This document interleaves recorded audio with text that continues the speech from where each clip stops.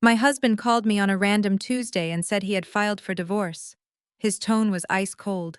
He told me I was no longer on his level and that from now on, I was only allowed to speak to his high-powered attorney. I did exactly what he asked. I drove down to the most ruthless law firm in Atlanta to meet this man. But the second I walked into that glass boardroom and said, "Yes, I am his wife," the top-tier lawyer dropped his pen. All the color drained from his face and his hands began to tremble uncontrollably. He knew a secret my husband did not. He knew exactly who was paying his firm's multi-million-dollar retainer. I am Naomi, 35 years old, and somehow still healing from wounds my family inflicted.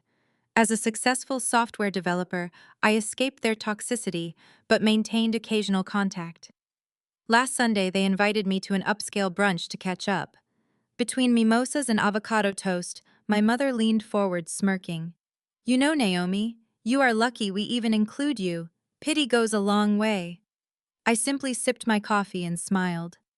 That night, I logged in disabled every family credit account and emailed my lawyer about selling the cabin. Before I continue this story, let me know where you are watching from in the comments below. Hit like and subscribe if you have ever had to stand up to family who underestimated your worth. Growing up in Fairfield, Connecticut, meant privilege to outsiders. But inside our sprawling colonial home, emotional coldness permeated every corner. Our four-bedroom house with its manicured lawn and heated swimming pool was a fortress of expectations I could never quite meet. My childhood bedroom, painted pale blue at my mother's insistence, despite my preference for green, became my sanctuary and prison.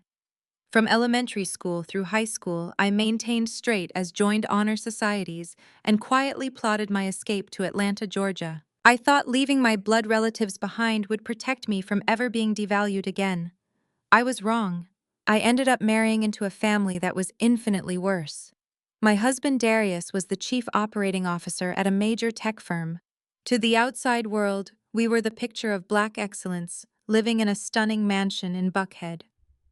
But behind closed doors, Darius was obsessed with status and deeply resentful of my quiet work from home lifestyle. He told everyone I was a freelance consultant who barely made ends meet. I let him believe it. I never mentioned that my software background had allowed me to build the trading algorithms that launched Apex Holdings, the private equity firm, where I was now the shadow founder and majority shareholder. The illusion shattered yesterday afternoon. I was in my home office when my phone rang. It was Darius. He did not say hello. He did not ask about my day. "I filed for divorce, Naomi," he said, his voice clipped and hollow. "I am stepping into a new chapter as CEO soon, and I need a partner who elevates my brand. You do not fit my trajectory anymore. You have 24 hours to pack your cheap clothes and vacate the Buckhead house. Do not call me again. You will only speak to my attorney, Harrison Sterling." Before I could even process the sheer audacity of his words, the line went dead. He was throwing me out of my own house. The mansion was owned by a blind corporate entity I had created 5 years ago, but Darius was too arrogant to ever read the mortgage paperwork. He assumed his name was on the deed just because he paid the utility bills. Less than an hour later, the front door burst open. I walked into the grand foyer to find my sister-in-law, Tanya, and her husband, DeAndre, standing on my imported marble floors. Tanya was holding a stack of heavy-duty black trash bags. DeAndre was already eyeing the expensive art on the walls. "I told Darius 8 years ago that a community college girl from the South Side could never fit into our circle," Tanya sneered, tossing a trash bag right at my feet. "Now look at you, dumped and homeless. Pack your things, Naomi, and leave the jewelry my brother bought you. You do not get to walk away with our family wealth." DeAndre chuckled, crossing his arms. He always played the role of a successful serial entrepreneur, but I knew he was nothing but a grifter who leeched off Darius to fund his fake lifestyle. "Do not make this harder than it has to be," Naomi, DeAndre added. "Darius is a powerful man in this city. You fight him and he will crush you.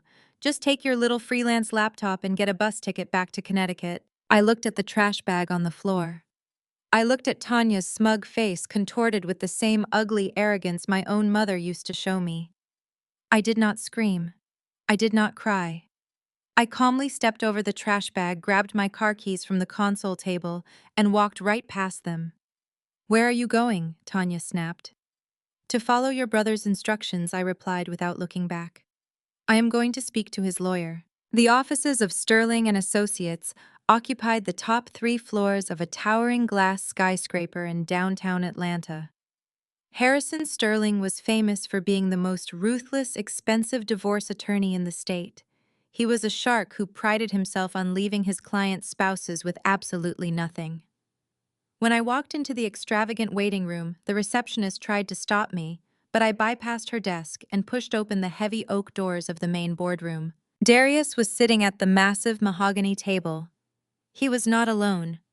Sitting right next to him, tracing her manicured fingers over his shoulder, was Kiara. She was a 26-year-old aspiring socialite who frequently posted about her luxury lifestyle on social media. She looked up at me with a triumphant smirk, completely unashamed. I told you not to come here, Darius growled, standing up and slamming his hands on the table. You are making a fool of yourself, Naomi. Take the settlement and disappear quietly. He slid a thick folder across the polished wood. I walked over and glanced at the front page. It was a separation agreement offering me a pitiful alimony of $2,000 a month, demanding I relinquish all claims to his tech firm stock options, his cars, and the Buckhead mansion. You brought your mistress to our divorce meeting, I asked, keeping my voice dangerously level. Kiara scoffed, tossing her long hair over her shoulder. I am not a mistress. I am the upgrade. Darius needs a woman who knows how to navigate Atlanta high society, not someone who sits in sweatpants staring at code all day. Just sign the papers, honey. Darius smirked, clearly enjoying the power trip. My attorney is printing the final signature pages now. Harrison is going to bury you in litigation if you try to fight me on this. You do not have the money for a legal battle, Naomi. Just then, the heavy boardroom doors swung open. Harrison Sterling strode into the room, exuding arrogance. He wore a custom-tailored suit and carried a stack of fresh documents. He did not even look at me as he approached the table. Here we are, Darius Sterling announced smoothly, pulling a gold pen from his breast pocket. We have the final declarations ready. Let us get this over with so we can secure your assets. Sterling picked up the top sheet of paper, finally glancing down at the names printed on the marital dissolution form. He cleared his throat and began to read aloud. We are here to finalize the separation between Mr. Darius Caldwell and Mrs. Naomi Caldwell. Sterling lifted his head. His eyes met mine. The silence in the room stretched for one agonizing second. Then it shattered. Sterling stopped breathing. All the color instantly drained from his face, leaving him a sickly ashen gray. His jaw dropped slightly. His fingers, which had been gripping the crisp legal documents with absolute authority just moments before, began to tremble. The heavy gold pen slipped from his hand, hitting the mahogany table with a loud clack before rolling off the edge and bouncing onto the carpet. Harrison Darius frowned, looking at his lawyer with annoyance. What is wrong with you? Pick up the pen and make her sign it. But Sterling did not move. He could not move. Sweat beaded on his forehead. He swallowed hard, his eyes wide with a terror so profound it made Kiara sit up straight in her chair. Sterling knew exactly who I was. He had never met me in person, but he had seen my photo in the highly classified corporate portfolios. He knew that the only reason his prestigious law firm had not gone bankrupt 3 years ago was because of a massive exclusive retainer contract from Apex Holdings. He knew that the woman standing in front of him was not just a freelance consultant. Boss Sterling stammered, his voice cracking into a high-pitched wheeze. I mean, ma'am, you are the wife of this man. Darius looked at Sterling as if the lawyer had completely lost his mind. Boss. What the hell are you talking about, Harrison? She is unemployed. She does not even have a real office. Sterling ignored Darius entirely.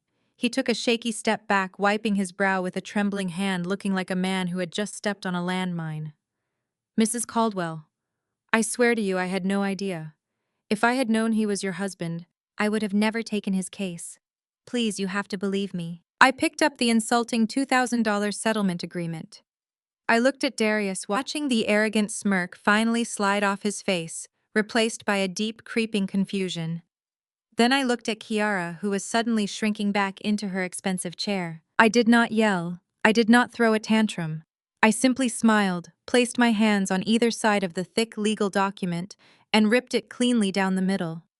I tossed the torn pieces onto the table so they scattered right in front of Darius. "I am not signing anything, Darius," I said, my voice echoing in the dead silent room. "You wanted to do this through your lawyers. Fine. We will go to court. We will divide every single asset. But before you start dreaming about your new life with your upgrade, you should probably figure out who actually owns the money you think you have." I turned on my heel and walked out of the boardroom, the sound of my footsteps masking the frantic, terrified apologies. Sterling was still stuttering behind me. The game had officially changed. The real hunt had just begun, and they were the unsuspecting prey. The heavy oak doors of the boardroom shut firmly behind me, cutting off the pathetic sounds of Harrison Sterling practically hyperventilating. I walked toward the glass elevators at the end of the long, carpeted corridor. My heart was pounding, but not from fear. It was the steady, rhythmic drumming of pure adrenaline. For 8 years, I had shrunk myself to fit into the narrow, suffocating box Darius and his family had constructed for me. I had muted my intelligence, downplayed my income, and swallowed their endless microaggressions just to keep the peace. I had played the role of the quiet, grateful wife, who was lucky to have landed a successful tech executive. That version of Naomi died the second Darius told me I was no longer on his level, shattering the illusion of our marriage forever. As the elevator descended to the ground floor lobby, my phone buzzed in my hand. It was a rapid succession of automated text messages. Darius was wasting no time. He was a man driven entirely by his bruised ego, and ripping that settlement agreement in half, right in front of his new mistress, had bruised him deeply. He needed to reassert his dominance immediately. He needed to remind me that he held the purse strings. Or so he thought, unaware of the devastating trap he was blindly walking into. The first notification was from our joint banking app. "Your primary credit card has been temporarily suspended due to suspicious activity." The second notification followed immediately after. "Your secondary platinum card has been frozen by the primary account holder." I let out a soft, humorless laugh. Darius was entirely predictable. He was executing the classic textbook maneuver of financial abuse, attempting to cut off my access to money, so I would be forced to crawl back to him and sign his insulting divorce papers out of sheer desperation. He wanted me to panic. He wanted me to feel the crushing weight of sudden poverty breaking my spirit until I submitted to his ridiculous demands and surrendered my dignity. By the time the elevator doors slid open in the grand lobby of the skyscraper, another notification popped up on my screen. This one was from the high-end security company that managed our comprehensive smart home system at the Buckhead Mansion. "User access revoked. Your digital key has been deactivated by the primary administrator. Please contact the account holder for assistance immediately regarding this unexpected service interruption." He had locked me out. He had actually locked me out of my own home. Darius had not just frozen the credit cards he thought I survived on. He had contacted the security company to override all my passcodes, effectively leaving me homeless with nothing but the clothes on my back and my rental car. He moved with the malicious efficiency of a man who had planned this exact scenario for weeks. He likely promised Kiara she could move her things into the master suite by sunset, cementing her status as the new lady of the house. I stepped out of the corporate building and into the chaotic Atlanta afternoon. The sky had turned a bruising, stormy gray, and a torrential downpour had just begun to wash over the busy city streets. I popped open my umbrella and made my way across the slick, rain-washed pavement to where I had parked my rental car. The heavy rain pounded against the dark asphalt, mirroring the sudden violent shift in my reality. I climbed into the driver's seat, shutting the heavy door and sealing myself inside the quiet, leather-scented interior of the vehicle. My phone chimed again. This time it was an Instagram notification. I had never bothered to block Kiara because keeping tabs on your enemies is simply good business. I tapped her public profile and watched her latest story load on my screen. She was sitting in the passenger seat of Darius's luxury sports car, holding up a crystal glass of champagne. The caption was written in bold, glittering letters: "Clearing out the trash today, making room for the new queen of the castle." She tagged the location as Buckhead, making sure everyone in our social circle knew exactly what she meant. She was staking her claim, broadcasting her stolen victory to our entire elite social network. Right on cue, A cruel text message arrived from my sister-in-law, Tanya. The message read, "I hope you have a comfortable back seat in that rental car, Naomi. Darius just told us he cut up your credit cards and locked the gates. DeAndre and I are ordering takeout and enjoying the mansion tonight. Do not even think about showing up and causing a scene, or we will have you arrested for trespassing. Enjoy the rain, loser." I sat in the driver's seat of my rental car, listening to the heavy rain battering the windshield. I did not shed a single tear. I did not panic. I did not feel the crushing despair that Darius, Tanya, DeAndre, and Kiara were eagerly waiting for. Instead, a deep, chilling calm settled over my entire body. They genuinely thought they had backed me into a corner. They truly believed I was a helpless community college dropout who relied solely on my husband's tech salary to survive in this expensive city. They had absolutely no idea they had just handed me the exact legal and moral justification I needed to absolutely destroy them. I reached over to the passenger seat and unzipped my sleek leather tote bag. I pulled out my laptop. It was not a standard off-the-shelf machine. It was a custom-built military-grade encrypted device that I used to manage the vast global assets of Apex Holdings. I powered it on and entered my complex biometric passcodes. The screen illuminated my face in the dim rain-soaked car. I opened a highly secured private server portal that bypassed standard public internet protocols, masking my location and identity from any potential corporate surveillance programs that my husband's company might attempt to deploy against my network. I navigated straight to my personal real estate holding portfolios. There it was, the Buckhead Mansion, valued at exactly $4.2 million. Darius had paid the utility bills and the property taxes from his personal checking account for years. Doing so stroked his massive ego and made him feel like the undisputed king of the castle. But his arrogance was his ultimate downfall. He had never bothered to read the fine print of the original purchase agreement when we moved in. If he had read the legal documents, he would have noticed that the property deed was not in his name. It was not even in my personal name. The sprawling estate was legally owned in full by a blind limited liability company called Obsidian Properties. And I was the sole uncontested managing director and primary shareholder of Obsidian Properties. Darius was legally nothing more than a tenant living in my house, and his lease was about to be abruptly and permanently terminated today. I clicked on the digital management dashboard for the mansion's integrated smart home security system. Darius thought he was the primary administrator because I had allowed him to set up the master passwords 5 years ago to make him feel important. But the security firm's ultimate technological loyalty lay strictly with the legal owner of the property. With a few swift, precise keystrokes, I bypassed Darius's superficial administrative controls and accessed the root operating system. I smiled an icy, razor-sharp smile as my fingers danced across the glowing keyboard. First, I completely wiped Darius's profile from the main security database. His fingerprint data, his voice recognition patterns, and his mobile access codes were instantly and permanently erased from the cloud server. Next, I navigated to the guest list and deleted Tanya, DeAndre, and Kiara from the approved visitor registry, ensuring their faces would flag an automatic security breach if they approached the cameras. Finally, I typed in a brand new, highly classified command protocol. I initiated a total system lockdown. I engaged the reinforced steel driveway gates, armed the perimeter laser sensors, and activated the heavy-duty storm shutters on all the ground floor windows. I changed the master override code to a complex generated alphanumeric sequence that Darius could never possibly guess in a million years.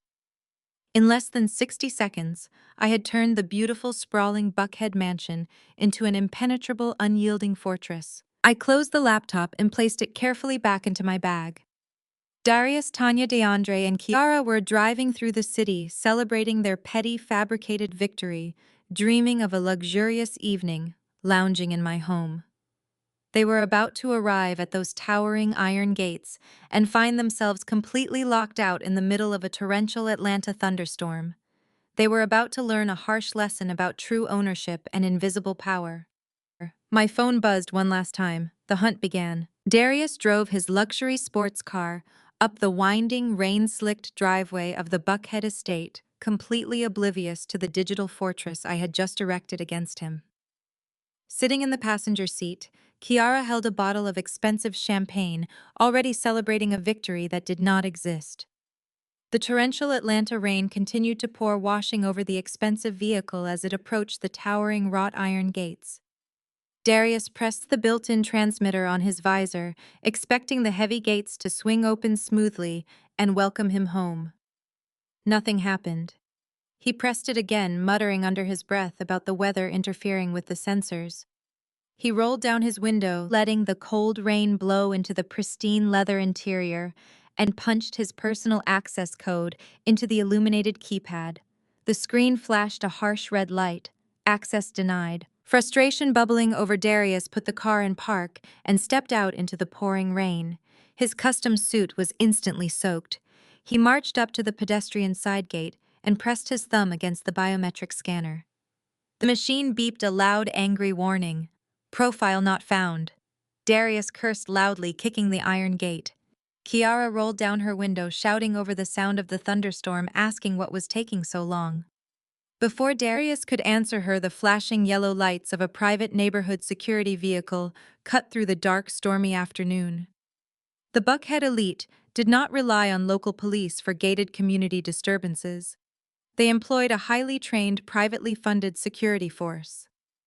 A stern-looking security officer stepped out of the patrol vehicle, shining a heavy-duty flashlight directly into my husband's face.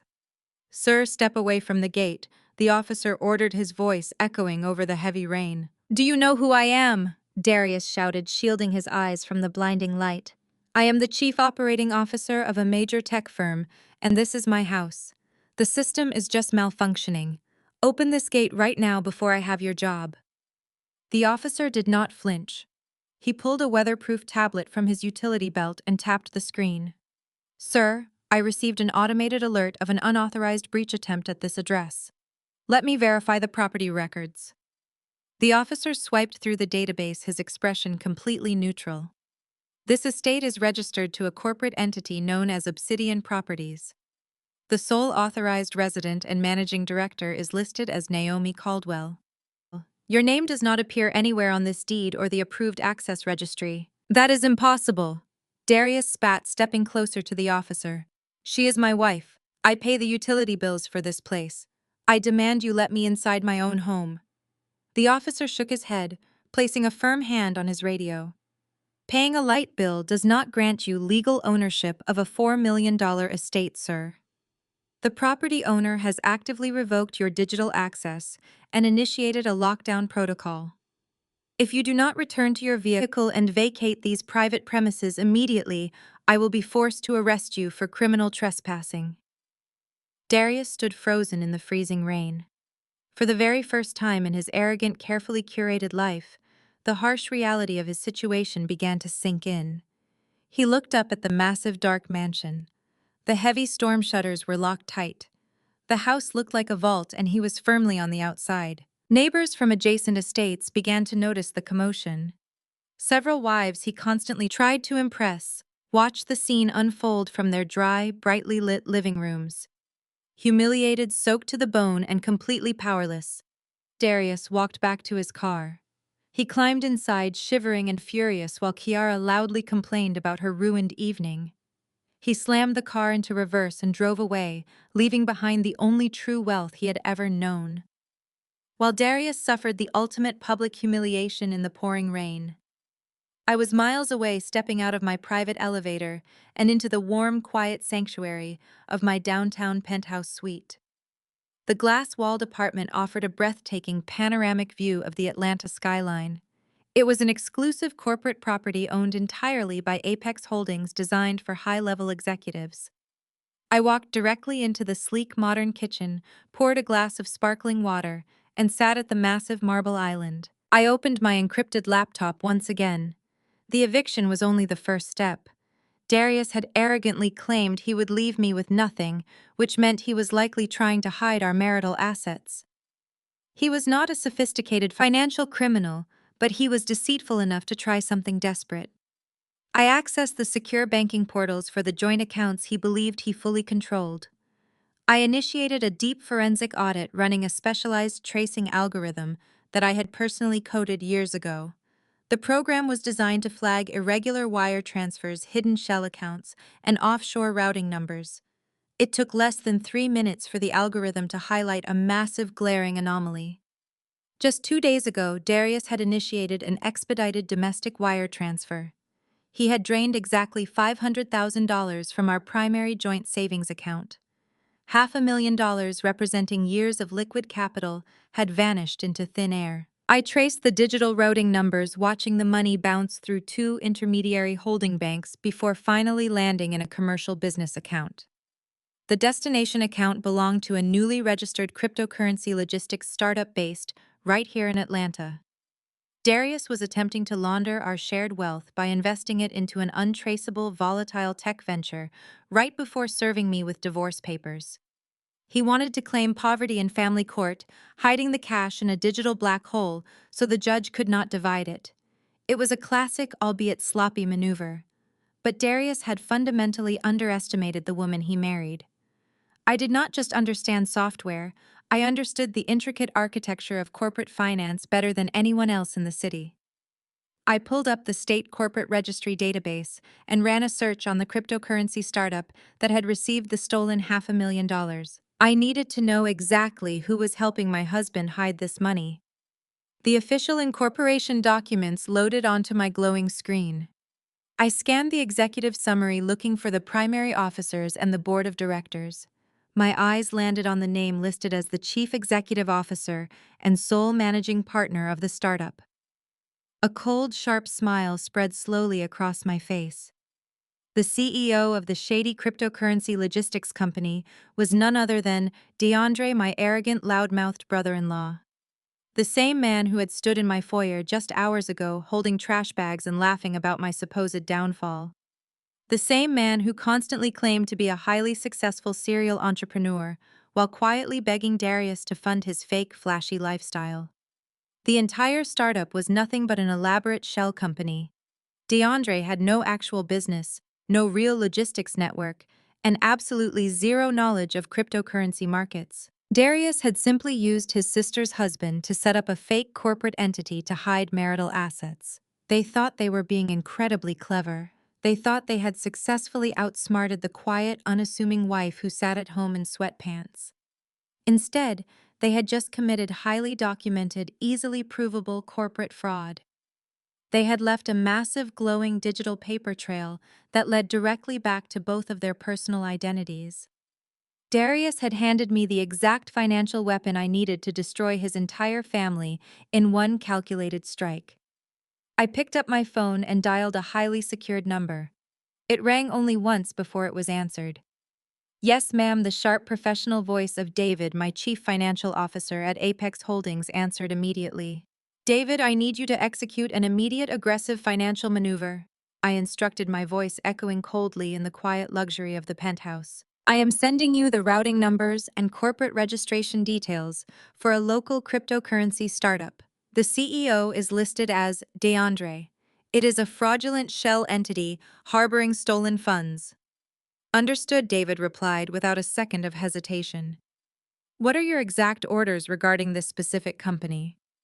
I stared out the floor-to-ceiling windows at the stormy Atlanta skyline. The rain was washing away the dirt of the city, just as I was about to wash away the toxic leeches who had tried to ruin my life. "Initiate a full corporate clawback on DeAndre's entire operation," I commanded softly. "Call our banking liaisons and flag the transfer as illicit embezzlement. I want you to freeze every single cent. Make sure they cannot access a fraction of a penny of that stolen money. The game is officially over. They thought they could discard me like trash, but they will soon learn what happens when you anger the shadow owner." I closed my encrypted laptop and took a deep breath, letting the absolute silence of the penthouse settle around me. The financial guillotine had been dropped. It was only a matter of time before the blade met its target. I walked over to the floor-to-ceiling windows, watching the heavy Atlanta rain continue to wash over the glowing city skyline. My phone began to vibrate on the marble kitchen island. I glanced at the glowing screen. The caller ID displayed a name I had not seen in months. It was Valerie, my mother-in-law. Valerie had always tolerated me with barely concealed disdain. She viewed her son as a pristine gift to the world, a shining beacon of black excellence who could do no wrong. I answered the call, bringing the device to my ear without saying a single word. Naomi Valerie barked, her voice sharp and dripping with absolute venom. I just heard what you tried to pull at Harrison Sterling's office today. You are making a massive mistake, little girl. Darius is about to be named Chief Executive Officer of his tech firm at the Black Excellence Gala next week. Do you hear me? He is stepping into his rightful place in Atlanta high society. Do not you dare ruin his moment with your ghetto temper tantrums. I remained perfectly silent, letting her toxic tirade echo in the empty penthouse. You have always been jealous of his drive, Valerie continued, her tone escalating into pure malice. You sit around in sweatpants playing on your little computer while my son goes out and builds an empire.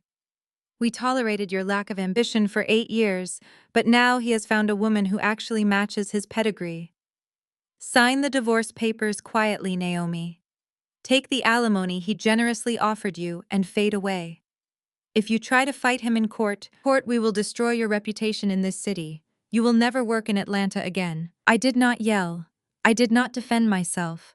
I did not explain that her precious son had just attempted to steal $500,000 or that he had been unceremoniously locked out of a mansion he never owned. I simply pulled the phone away from my ear and pressed the red end call button. I blocked her number immediately. I set my phone face down on the cool marble countertop. For years, I had allowed Valerie to dictate my worth. I had cooked holiday meals in her sprawling kitchen while she whispered to her friends that I lacked proper breeding. I had smiled through her passive-aggressive comments about my natural hair and my quiet demeanor. I had endured her relentless, suffocating judgment because I foolishly believed that loving her son meant I had to blindly accept her disrespect. I had tried so hard to be the perfect, accommodating daughter-in-law, but all my silent sacrifices had only fueled their collective delusion that I was somehow weak, disposable, and easily replaced by the first younger woman willing to play their superficial games. That era was permanently over. While I stood in the quiet luxury of my penthouse, absolute panic was erupting across town.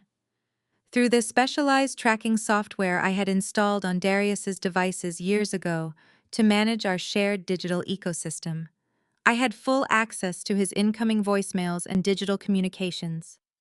I poured myself a glass of red wine and sat on the velvet sofa, listening to the magnificent chaos unfold in real time. Darius had retreated to a temporary luxury condo downtown, a flashy corporate rental he had likely secured for his secret rendezvous with Kiara.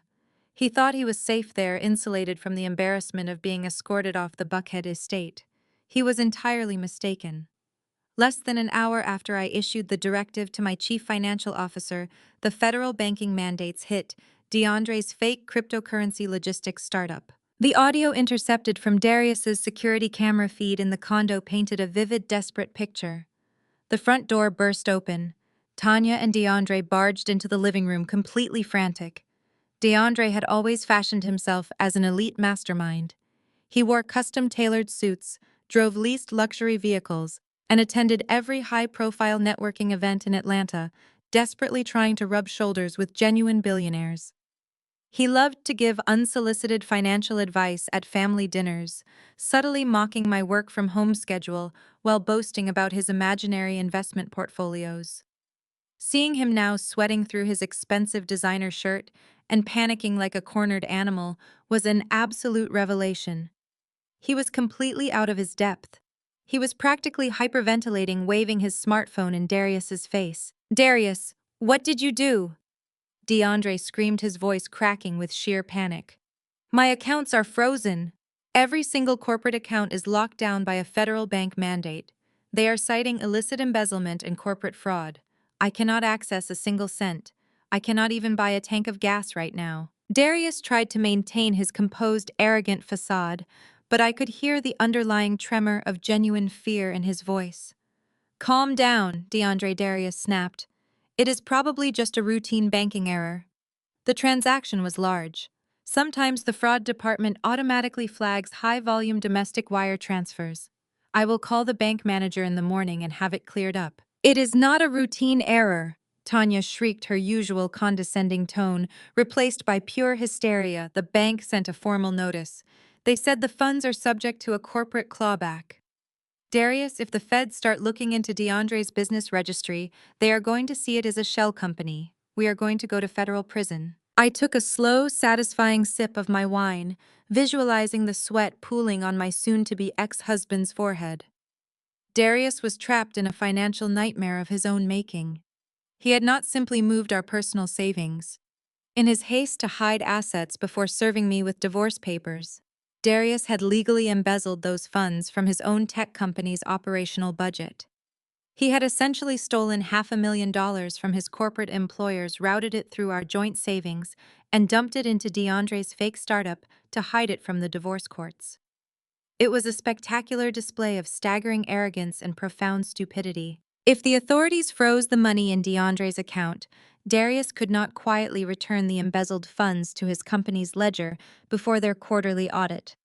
He was staring down the barrel of corporate theft, wire fraud, and severe federal charges. The illusion of his flawless career was balancing on a razor-thin wire. "Listen to me," Darius said, his voice rising as he desperately tried to regain control of the spiraling situation. "Nobody is going to prison. I just need a few days to sort out the banking holds. We have the best lawyers in the city. Harrison Sterling will handle the compliance issues. Just keep your mouth shut and do not do anything stupid." "But how are we supposed to survive until then?" DeAndre whined, pacing the floor. "My credit cards are linked to that business account. We have the deposit due for our Dubai trip tomorrow." "Forget Dubai," Darius roared, finally losing his temper. "I am dealing with a psychotic wife who somehow managed to lock me out of my own house today, and now I have a frozen $500,000 wire transfer. You two need to back off and let me think." Tanya began to sob, a pathetic, manipulative sound that I recognized instantly. "You promised us we would be taken care of, Darius. You promised DeAndre this investment would legitimize his portfolio before the gala." Darius let out a heavy, ragged sigh. The pressure was visibly crushing him. I heard him pacing the hardwood floors of the luxury condo, his expensive leather shoes clicking erratically against the wood. He needed to pacify them before their panic drew unwanted attention from the authorities or the media. He needed to deploy his favorite weapon.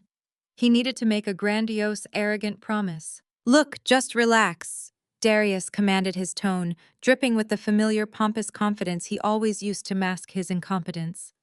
"I am going to be officially named the Chief Executive Officer at the Black Excellence Gala next week. The board has practically guaranteed it. But that is not even the best part." I leaned closer to my laptop, listening intently. This was the moment I had been waiting for. "My company is being acquired," Darius announced, his voice swelling with manufactured pride. "It is a massive multi-billion-dollar corporate buyout. The paperwork is being finalized as we speak. The second the acquisition goes through next week, my executive equity options will vest completely. I am going to cash out my shares. We are talking about millions of dollars in liquid capital. I will cover the missing $500,000 from my own personal payout, and I will still have enough left over to buy Kiara a new house. So just shut up, sit tight, and let me handle the transition. We are about to be richer than ever." Tanya and DeAndre let out simultaneous sighs of profound relief.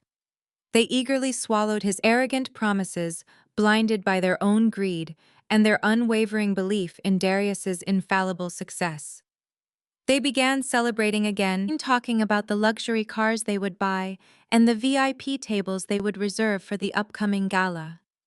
They were blissfully ignorant of the massive, catastrophic tidal wave that was currently speeding directly toward them. I closed the audio surveillance feed and set my wine glass down on the marble counter.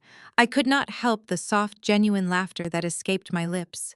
It was a beautiful, poetic tragedy. Darius was banking his entire future, his freedom, and his fragile reputation on the upcoming corporate acquisition. He believed the buyout was his ultimate salvation, his golden ticket to escaping his financial crimes and upgrading his life without me. He had absolutely no idea who was standing on the other side of that boardroom table.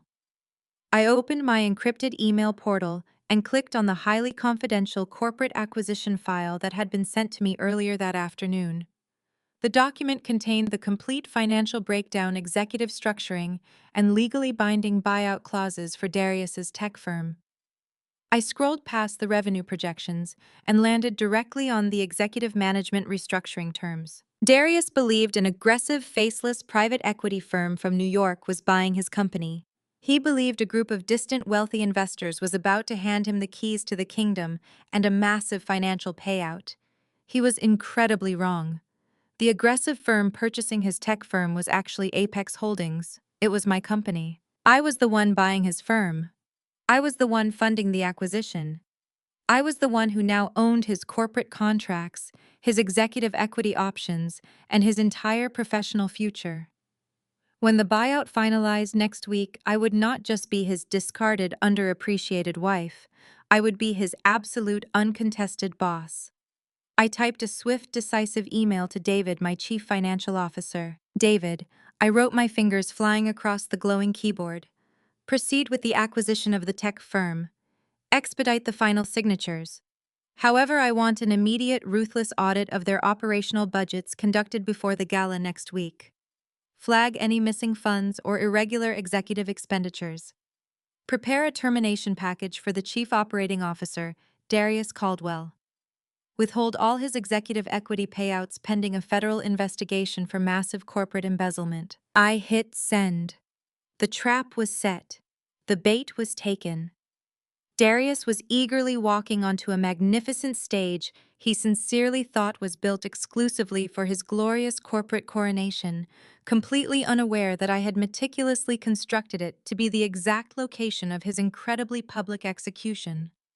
He believed his superficial charm and expensive tailored suits could mask the rotting foundation of his professional integrity. He had spent years lecturing me about the strict requirements of black excellence, demanding absolute perfection, while secretly operating as a common greedy thief. His staggering hypocrisy was astounding, but it would not last much longer. The upcoming gala was going to be an unforgettable evening. The entire city of Atlanta would finally see the real Darius, and I would be watching. The morning after Valerie delivered her toxic warning, I sat in the executive suite of my penthouse, preparing for the most critical digital meeting of my career. The heavy rain from yesterday had cleared, leaving the Atlanta sky a brilliant, unyielding blue. I wore a tailored black blazer and sipped dark roast coffee, completely focused on the glowing screen of my encrypted laptop. Today, I was not the discarded wife from Buckhead. I was the apex predator, circling a deeply vulnerable prey. I adjusted the security settings on my network, ensuring my digital footprint remained entirely untraceable. At precisely 9 in the morning, I initiated a secure video conference with the board of directors of Darius's tech firm. I kept my camera disabled, projecting only the sleek silver logo of Apex Holdings onto their screens. My voice was routed through a subtle modulation filter, stripping away any recognizable cadence. To the 5 desperate board members sitting in their high-rise conference room across town, I was simply the anonymous, fiercely intelligent chairwoman who held their entire corporate future in the palm of my hand.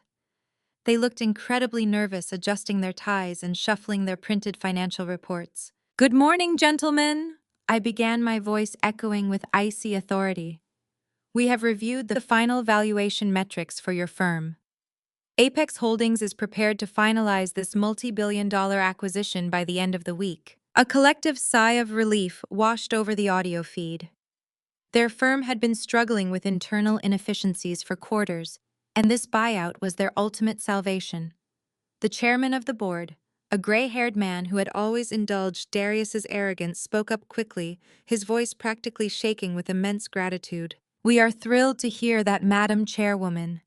We have prepared all the transition documents. Our Chief Operating Officer, Darius Caldwell, has ensured our operational pipelines are fully optimized for this merger." I allowed a cold, sharp smile to touch my lips at the mention of his name. "I am aware of Mr. Caldwell's operational strategies," I replied smoothly. "However, Apex Holdings maintains a zero-tolerance policy for financial discrepancies. Before I sign the final acquisition papers authorizing the release of funds, I require one mandatory addition to the transition contract." "Name it," the chairman agreed eagerly, clearly willing to promise anything to secure the buyout. I want an immediate, brutal, and uncompromising forensic audit of all executive-level discretionary spending, I commanded. I want every single corporate account expense report and operational budget scrutinized by my independent financial team starting this very minute. If your executives have been managing company funds with absolute integrity, this will simply be a routine formality. If not, the acquisition is off the table entirely. The board members scrambled to agree, entirely oblivious to the lethal trap I had just set for their star executive. They signed the digital addendum without a second thought. The audit was officially underway. Darius was now trapped in a steel cage with absolutely no exits. Less than an hour later, my surveillance software intercepted the internal company memo hitting Darius's inbox. The message announced that the Apex Holdings acquisition was officially moving forward and that all executive equity options would fully vest upon the signing of the final documents next week. Through the audio feed in his luxury downtown condo, I listened to Darius absolutely erupt with triumph. He shouted in pure, unadulterated joy, pulling Kiara into a massive hug. "We did it, baby," he yelled, his voice thick with arrogant vindication. "The buyout is happening. I am going to be a multimillionaire by next Friday. I am taking over this entire city and nobody can stop me now." Kiara squealed loudly, clapping her hands together and jumping up and down. "I told you that broke loser wife of yours was holding you back, Darius. Now we can finally live the life we deserve without her dragging down your image. What are we going to do first?" Darius was high on the intoxicating illusion of impending wealth. He felt invincible. He felt like the absolute king of Atlanta, completely unaware that the glittering crown he was desperately reaching for was actually a heavy steel guillotine. "Get dressed," he commanded Kiara, his tone dripping with newly inflated bravado. "We are going shopping right now. I promised you a completely new life, and I am going to deliver today." Using the tracking software on his mobile device, I watched their location move rapidly from the downtown condo to an exclusive luxury car dealership in Alpharetta. Darius was moving frantically, desperate to cement his new high society image before the Black Excellence Gala. He strutted into the dealership with Kiara clinging to his arm, demanding to see their most expensive inventory. He pointed directly to a pristine, customized sports car sitting prominently on the showroom floor. The price tag was well over $100,000. When the finance manager cautiously asked for proof of income or a substantial down payment, Darius scoffed loudly enough for the entire showroom to hear.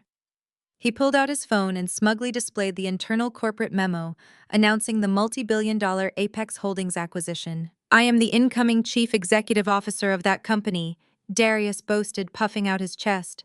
"My equity options vest in exactly 6 days.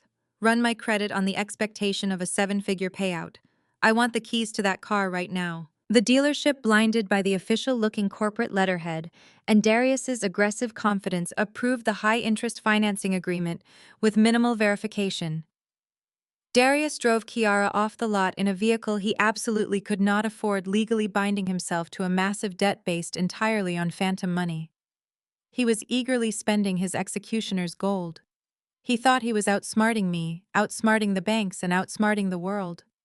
His delusion was a masterpiece of narcissistic self-destruction. Later that afternoon, I sat at my marble kitchen island, watching the afternoon sun dip below the Atlanta skyline. A high-priority encrypted email arrived in my inbox from David, my chief financial officer at Apex Holdings. The subject line simply read, "Preliminary Executive Audit Results." I opened the file and began scrolling through the meticulously detailed financial spreadsheets. The auditors had ripped through Darius's corporate accounts with devastating efficiency. What they found was even worse than I had originally anticipated. My husband was not just a common thief, he was an incredibly reckless and stupid thief. The report confirmed the $500,000 Darius had funneled into DeAndre's fake cryptocurrency startup. The audit traced the exact time and date stamps, proving Darius had illegally transferred the money directly from his company's operational emergency fund.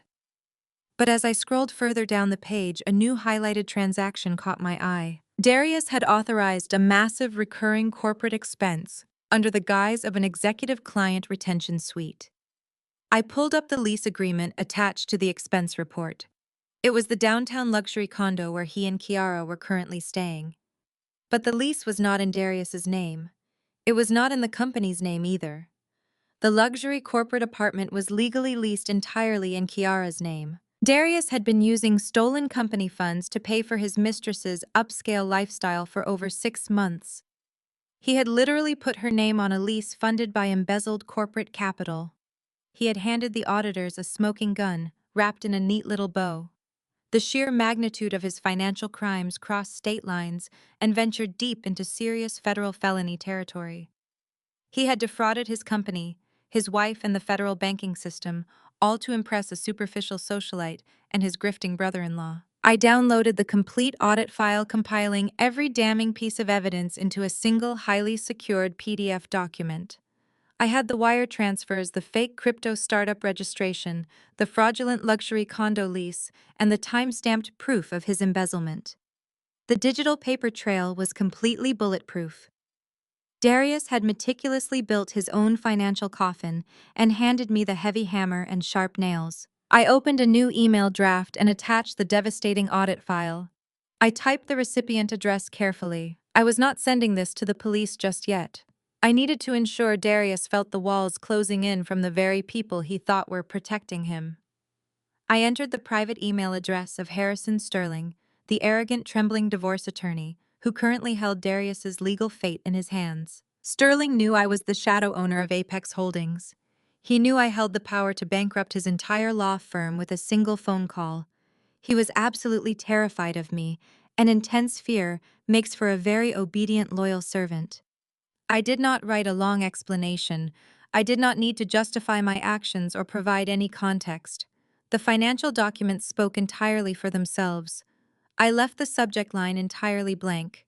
In the body of the email, I typed exactly 2 words: trap him. I hit send and slowly closed my encrypted laptop, listening to the quiet, soft hum of the massive city far below my luxurious penthouse window.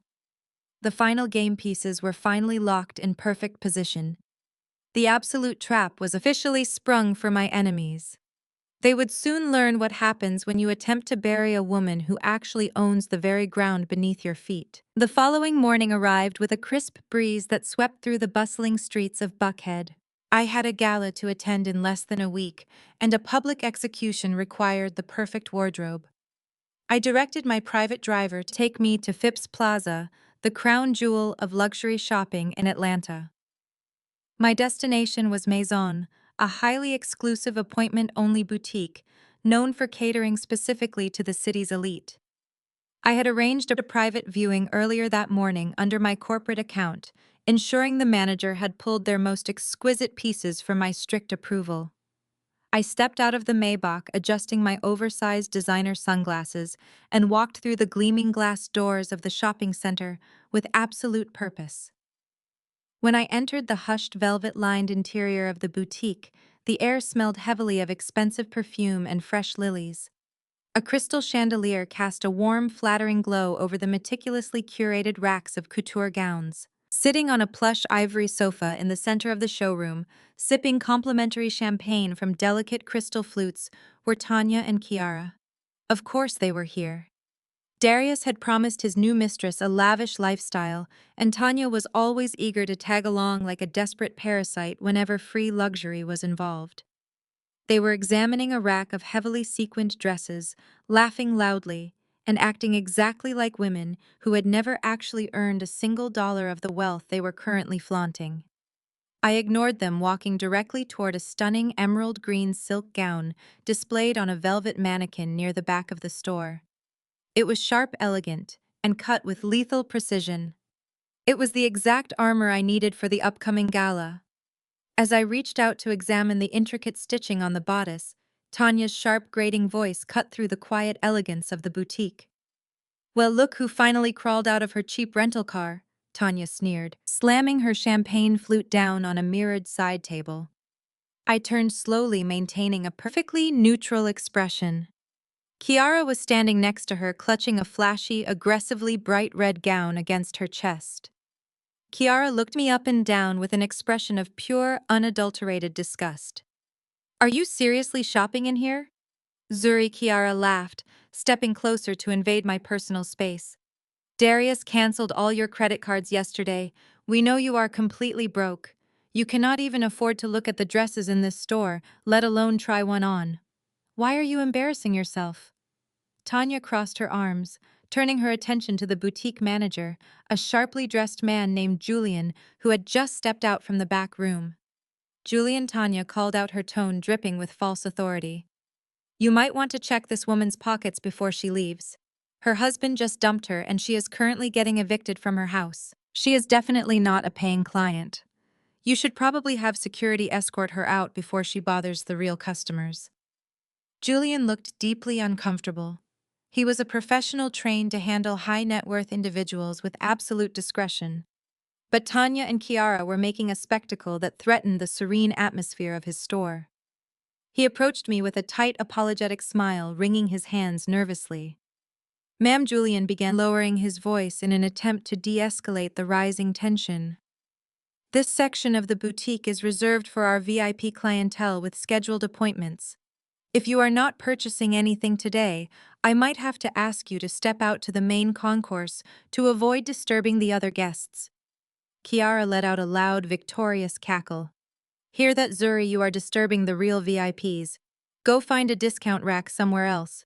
The gala next week is for the Atlanta elite, not bitter unemployed ex-wives. I did not break eye contact with Julian. I did not raise my voice, and I certainly did not engage with the two hyenas barking behind me. I simply opened my designer clutch and pulled out a solid matte black titanium Centurion card. It was not a standard credit card. It was a highly exclusive corporate purchasing card issued only to top-tier executives of multi-billion-dollar holding companies, carrying an absolutely limitless spending ceiling. I held it between my index and middle fingers, presenting it directly to the manager. Julian, I said, my voice echoing with a cold, terrifying authority that immediately commanded the entire room. I believe we had a 9 o'clock private appointment scheduled under the name Apex Holdings. I am the chairwoman. Julian stared at the heavy black card, his eyes widening to the size of saucers. The sudden realization hit him like a physical blow. He recognized the corporate entity instantly. He knew exactly what kind of unfathomable wealth was standing in front of him. He visibly swallowed hard, his posture instantly transforming from hesitant to utterly subservient. Madam Chairwoman, Julian stammered, bowing his head respectfully. I am so incredibly sorry. I did not realize you had arrived. Please accept my deepest apologies for the confusion. The emerald gown you are looking at is an exclusive one-of-a-kind piece straight from Paris. I will take it, I replied smoothly. But I will also require a few more items for my upcoming corporate appearances. I gestured casually toward the entire back wall of the boutique, which housed their highly coveted seasonal VIP collection. In fact, Julian first will take every single gown in that collection, box them all up, and have them couriered directly to my penthouse address. I want this entire rack cleared out immediately. Tanya and Kiara stood entirely frozen, their jaws practically hitting the plush carpet. They watched in absolute stunned silence as Julian eagerly took my black card, nearly tripping over his own feet as he rushed to the register to process the massive six-figure transaction. I had just purchased every exclusive dress in the store without blinking an eye. I turned to Kiara, who was still clutching her tacky red gown, looking like a deflated balloon. It seems the VIP section is now completely sold out, I told her, my voice dripping with icy condescension. But I am sure you can find something suitable on the clearance rack to match your personality. Furious and utterly humiliated, Kiara stomped over to the register, throwing the red dress onto the marble counter. Tanya followed closely behind her, her face flushed with embarrassed rage. Ring this up right now, Kiara demanded, glaring at Julian. My fiancé is the incoming CEO of a massive tech firm, and I am not leaving this store without my gala dress. She aggressively slammed a platinum credit card down on the counter. I recognized the card instantly. It was the secondary account card Darius had issued to her, linked directly to his personal checking account. The same checking account he had heavily depleted to buy her that ridiculous sports car just yesterday. Julian processed my transaction, first handing me my receipt and my card, with a deep, respectful bow. "Thank you so much for your patronage, Madam Chairwoman. The courier will deliver your entire collection within the hour." I slipped the black card back into my clutch and leaned against the counter, deciding to stay and enjoy the grand finale of this pathetic encounter. Julian picked up Kiara's platinum card and swiped it through the terminal. The machine processed the request for 3 agonizing seconds. Then a loud, sharp beep echoed through the quiet boutique. A bright red notification flashed across the screen. "I am so sorry," Miss Julian said, his voice returning to a stiff, professional monotone. "Your card has been declined." Kiara's eyes bulged.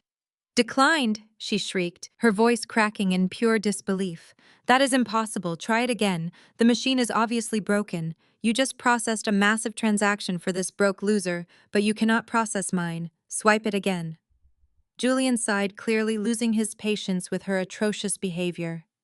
He swiped the card a second time. The machine beeped again. Same result. The screen read, "Insufficient funds. I am afraid the bank is denying the charge due to a lack of available capital, miss. I will need another form of payment, or I must ask you to return the merchandise." Tanya gasped in absolute horror. "What do you mean, insufficient funds?" Darius said the buyout secured his finances. Kiara snatched her phone, her hands shaking violently. She dialed Darius's number, pacing around the boutique. "Darius," she screamed. "Why is my card declining? The manager just humiliated me. Move some money right now and fix this." I could hear Darius frantically trying to calm her down through the receiver. He was trapped. He had to pull even more money from his company's operational accounts. He was practically gift-wrapping his own federal indictment for my auditors. I smiled and walked out of the incredibly luxurious boutique with ultimate victorious power. The sheer panic of his declining credit cards and locked doors must have pushed Darius to the absolute edge of his sanity. He was a man who survived entirely on the perception of his own greatness. When reality threatened to expose him, he immediately resorted to his favorite defense mechanism, which was aggressively playing the victim. By Tuesday morning, my phone began vibrating non-stop, with alerts from my media monitoring software. Darius had managed to secure a last-minute guest interview on one of the most popular business and lifestyle podcasts in Atlanta. The show was widely listened to by the exact elite social circles he was desperately trying to impress. I sat at my marble kitchen island, sipping black coffee, and watched the video feed of the interview. Darius was wearing a perfectly tailored suit, projecting an aura of composed, tragic nobility. The podcast host eagerly asked him about his impending promotion to chief executive officer and how he managed to achieve such high levels of black excellence. Darius leaned into the microphone, letting out a heavy, calculated sigh. He spoke about the heavy burden of leadership and the unfortunate sacrifices required to reach the top of the corporate ladder. Then he effortlessly pivoted to character assassination. He painted a highly fictionalized, devastating portrait of our marriage. He claimed I was a lazy, uneducated woman who refused to grow with him. He told the host and his massive audience that I spent my days sitting around doing absolutely nothing while he worked grueling hours to provide a luxurious lifestyle I did not appreciate. He stared directly into the camera, playing the role of the wounded, exhausted provider perfectly. He claimed I was actively trying to destroy his career out of pure bitter jealousy. I explicitly stated that I was toxic dead weight, dragging down a successful black man who was just trying to build a generational empire. The host nodded sympathetically, eating up every single lie Darius fed him. The clip of his malicious speech was clipped and immediately posted across every major social media platform. It went completely viral within hours. My timeline was instantly flooded with his arrogant face. He was weaponizing the culture, using the very real concept of black excellence as a cheap shield to hide his financial crimes and infidelity. He knew exactly what he was doing. He was attempting to control the narrative before the truth could ever catch up to him. He wanted the city of Atlanta to view me as an angry, vindictive ex-wife, so that when I finally retaliated, everyone would automatically dismiss my actions as pure jealousy. He thought his public performance would strip away my credibility. He genuinely believed that securing the sympathy of the public would somehow protect him from the very real consequences of his blatant corporate embezzlement. He was incredibly wrong, and his foolishness only fueled my cold, calculating determination further. The social fallout from his podcast appearance was swift and incredibly vicious. My personal cell phone began ringing relentlessly. People I had known for 8 years suddenly felt emboldened to share their harsh, unsolicited opinions. Women who had happily eaten my catered food at holiday dinners, and men who had gladly accepted my business advice sent me deeply insulting text messages. They called me bitter, toxic, and ghetto. They told me I was an embarrassment to black women everywhere for trying to tear down a man who was clearly destined for greatness. Several mutual friends formally announced they were cutting all ties with me, choosing to stand in absolute solidarity with Darius and Kiara. My own sister-in-law, Tanya, reposted the podcast clip with a lengthy caption praising her brother for finally dropping the dead weight that had been holding him back. I did not respond to a single message. I did not attempt to defend my character or post a desperate rebuttal on social media. I simply sat in my quiet penthouse reading their hateful words and permanently deleting their contact information from my phone. Let them blindly follow a thief. Their collective rejection meant absolutely nothing to me because I was currently holding a royal flush. I knew that every single lie Darius told on that recorded public platform was just adding a massive amount of defamation to his rapidly expanding legal liability. He was proudly digging his own grave in front of a live audience. I ignored the chaotic noise of the Atlanta social scene and directed my entire focus back to my meticulous financial dismantling. David, my chief financial officer, sent me hourly updates on the forensic audit of Darius's tech firm. The evidence of his corporate fraud was compounding at an astonishing rate. The auditors uncovered even more irregularities hidden within his travel and entertainment budgets. He had been boldly siphoning corporate money for years, assuming his superficial charm and aggressive networking would prevent anyone from looking too closely at his ledger. He was an amateur thief playing in a major league arena. The more he panicked about his frozen accounts, the more sloppy his cover-up attempts became. My legal team was working around the clock preparing the final acquisition documents. We were moving with unprecedented speed to finalize the hostile takeover before the upcoming Black Excellence Gala. I needed the ink completely dry before Darius stepped onto that stage to accept his fabricated promotion. Every second counted. I spent the next 2 days completely isolated in my executive suite, refusing to let the public smear campaign distract me from my ultimate objective. I was an apex predator patiently watching a wounded animal thrash wildly in the mud. He thought his loud words could save him, but I dealt exclusively in hard, undeniable numbers. I smiled warmly, knowing his public destruction would be swift, absolute, and entirely well-deserved. The social isolation only strengthened my resolve to completely obliterate his arrogant, pathetic existence. Thursday morning arrived with a profound sense of heavy anticipation hanging in the air. The long-awaited corporate acquisition was finally reaching its ultimate conclusion. I sat at the head of the massive obsidian table in the primary executive boardroom of Apex Holdings. My legal counsel flanked me on both sides. The room was perfectly silent, except for the low hum of ventilation and clicking keyboards. We were securely connected to a digital signing room with the board of directors from Darius's tech firm. They had no visual access to our boardroom, ensuring my identity remained concealed until the last second. David monitored the wire transfers from his workstation. The board members were visibly sweating on their end, eager to secure lucrative payouts. Madam Chairwoman, the lead attorney, stated, his voice echoing over the speakers. The remaining transition contracts have been fully approved by their legal department. We are ready for your final authorization to execute the financial transfer. I stared at the glowing screen, watching the eager, desperate faces of the men who had blindly enabled my husband's catastrophic arrogance for years. They thought they were being saved by a faceless, benevolent corporate giant. They had no idea they were simply handing me the ultimate weapon to destroy their most toxic executive. Execute the transfer, I commanded, my tone cold and unwavering. David hit a keystroke. Within 10 seconds, the multi-billion-dollar transaction was officially processed, clearing the federal banking mandates and landing securely in their corporate escrow accounts. The board members practically collapsed in relief, cheering. "It is officially done," David announced, closing his laptop and looking at me with a satisfied nod. "We control the majority shares. The acquisition is fully completed." I took a deep breath, letting the monumental reality of the moment wash over me. The digital ink was officially dry on the transition documents. The massive tech firm that Darius had proudly strutted through for nearly a decade was no longer an independent entity. Apex Holdings was now the absolute legal parent company of his entire organization. I owned the building he worked in. I owned the servers he used. I owned the operational budgets he had been foolishly embezzling from to fund his mistress's luxury apartment. The final chess piece had locked into place with a satisfying, resounding click.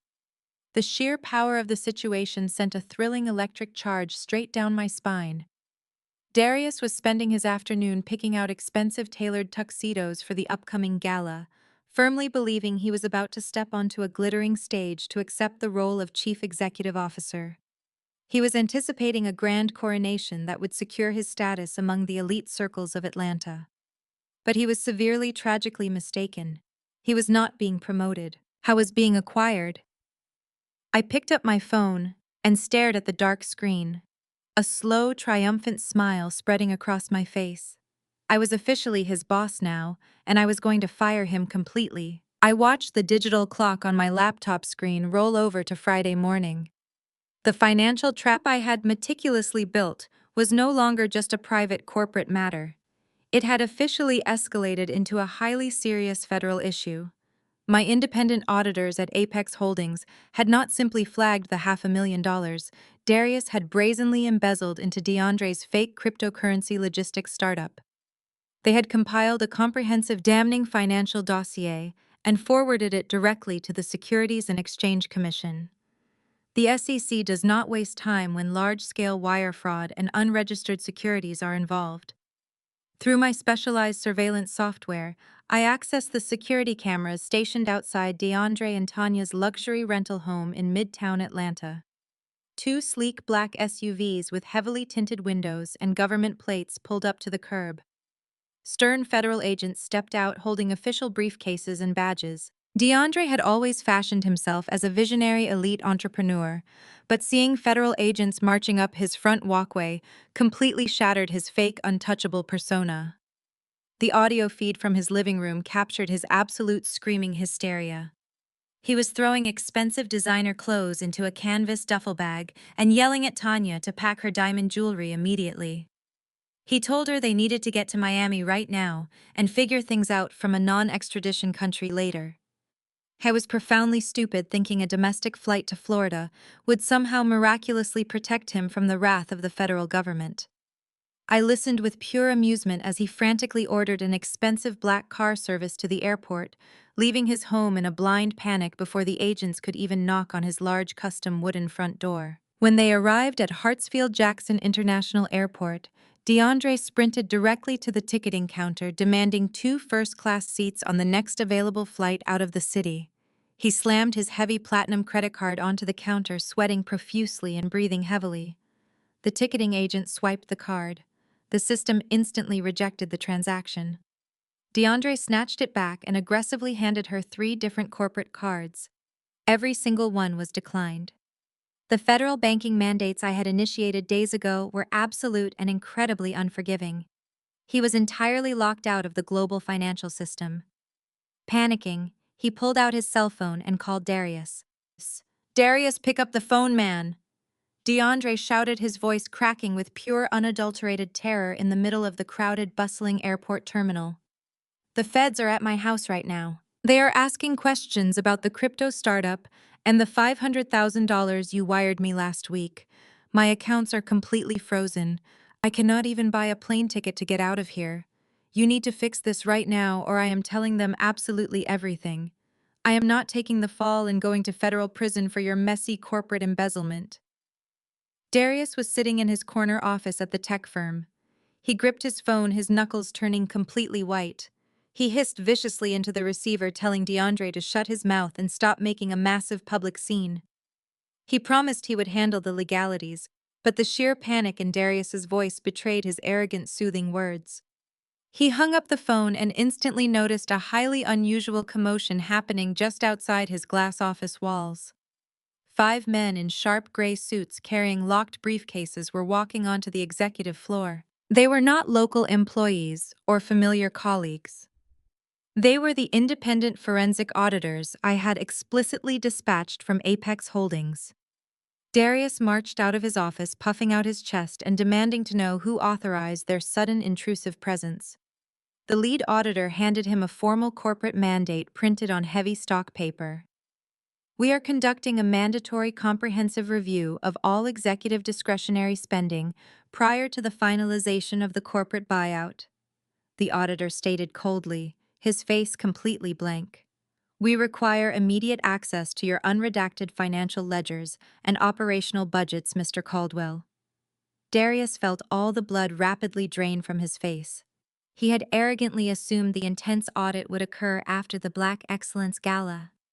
He had foolishly calculated that his phantom executive equity payout would easily cover the missing $500,000 before anyone ever noticed it was gone. Now the ruthless auditors were sitting 30 feet away from his desk, actively digging into the exact accounts he had illegally drained to fund his scamming brother-in-law and his demanding mistress.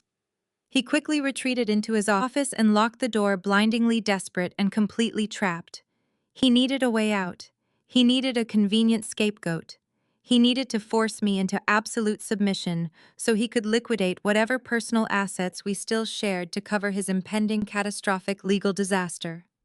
He grabbed his phone again and dialed the only person he believed could save his collapsing empire. He hastily called Harrison Sterling. "Get over to my office right now." Darius barked into the phone, completely dropping all professional pleasantries. "I need a bulletproof ironclad non-disclosure agreement drafted immediately. I need you to create a legally binding document that forces my wife to waive all her rights to our marital assets and assumes full liability for our joint financial history.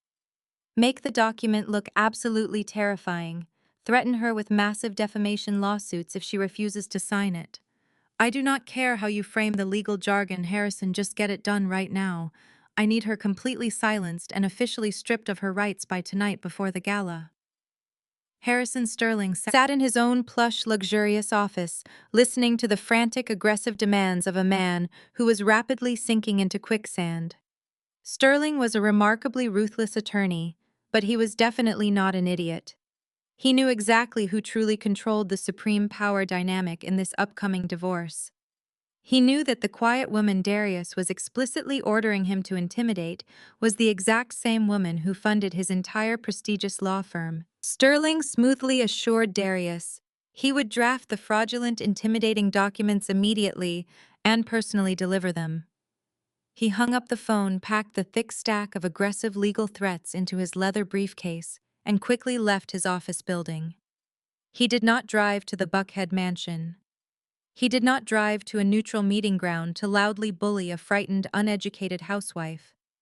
Harrison Sterling drove his sleek black Mercedes directly to the highly secure underground parking garage of my downtown corporate penthouse. My heavily armed private security detail escorted the highly anxious lawyer up the private executive elevator. The doors slid open directly into my expansive living room.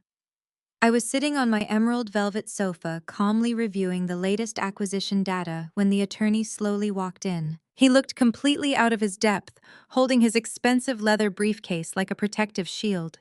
He did not possess his usual aggressive courtroom arrogance today. He was visibly trembling from head to toe.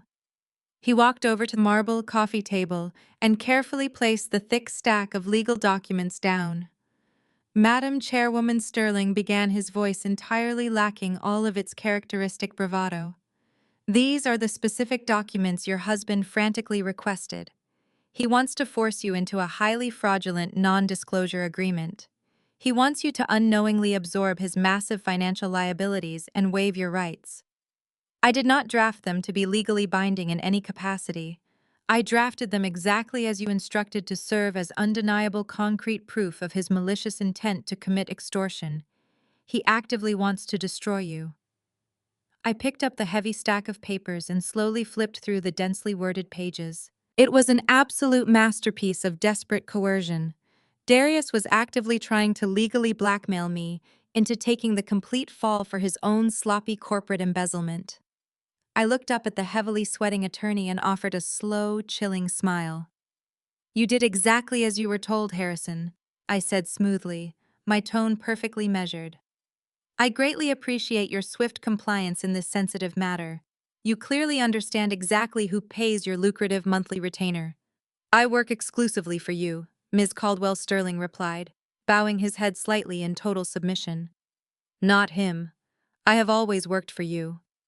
I set the fraudulent documents down next to my coffee mug. This was the final indisputable nail in the heavy wooden coffin for Darius Caldwell. He had foolishly attempted to use the legal system to permanently ruin my life, but he had just willingly handed me written documented proof of his extortion. The highly anticipated Black Excellence Gala was rapidly approaching, and the glittering stage was perfectly set for his absolute undeniable public destruction. I poured 2 glasses of rare vintage champagne and handed one gracefully to my deeply terrified but incredibly useful attorney.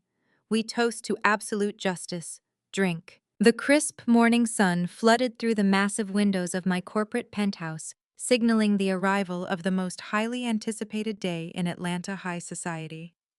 It was finally the evening of the Black Excellence Gala. The sprawling city below was buzzing with restless energy as the corporate elite prepared to gather. For weeks, Darius had been anticipating this exact date, treating it as his inevitable glamorous coronation.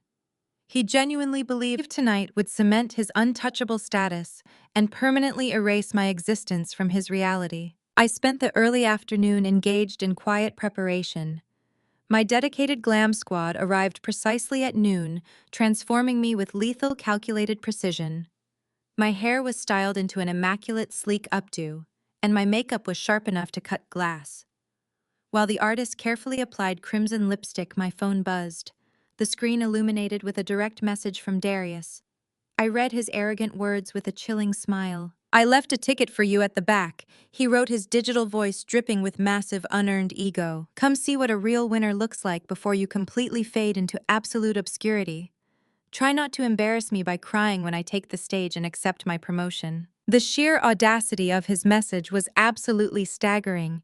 He was inviting me to his own professional execution, completely convinced he was offering a defeated peasant a front row seat to his glorious triumph. He wanted to parade his fake success right in my face. I did not reply. A verbal response was unnecessary when a devastating financial reality was already hurtling toward him at blinding speed. I simply set the phone down and stepped into the breathtaking emerald green silk gown I had purchased from the boutique. The heavy, luxurious fabric draped perfectly across my figure. I looked in the full-length mirror and saw exactly what I needed to see. I was not a broken, discarded wife. I was the supreme architect of his impending absolute destruction. My chauffeured custom black Maybach glided smoothly to a precise halt outside the grand, imposing entrance of the luxury downtown hotel. A massive, relentless swarm of professional photographers and local media outlets aggressively crowded the red carpet, capturing the dazzling arrivals of the city's most influential figures. I waited patiently for my security detail to open the heavy bulletproof car door before stepping out into the blinding sea of flashing lights. The moment my emerald gown caught the bright camera flashes, a sudden noticeable heavy hush rippled through the immediate crowd. The high society guests who had previously shunned me, based on my husband's malicious podcast lies, now stopped dead in their tracks and stared in bewildered fascination. They had expected me to hide in absolute shame.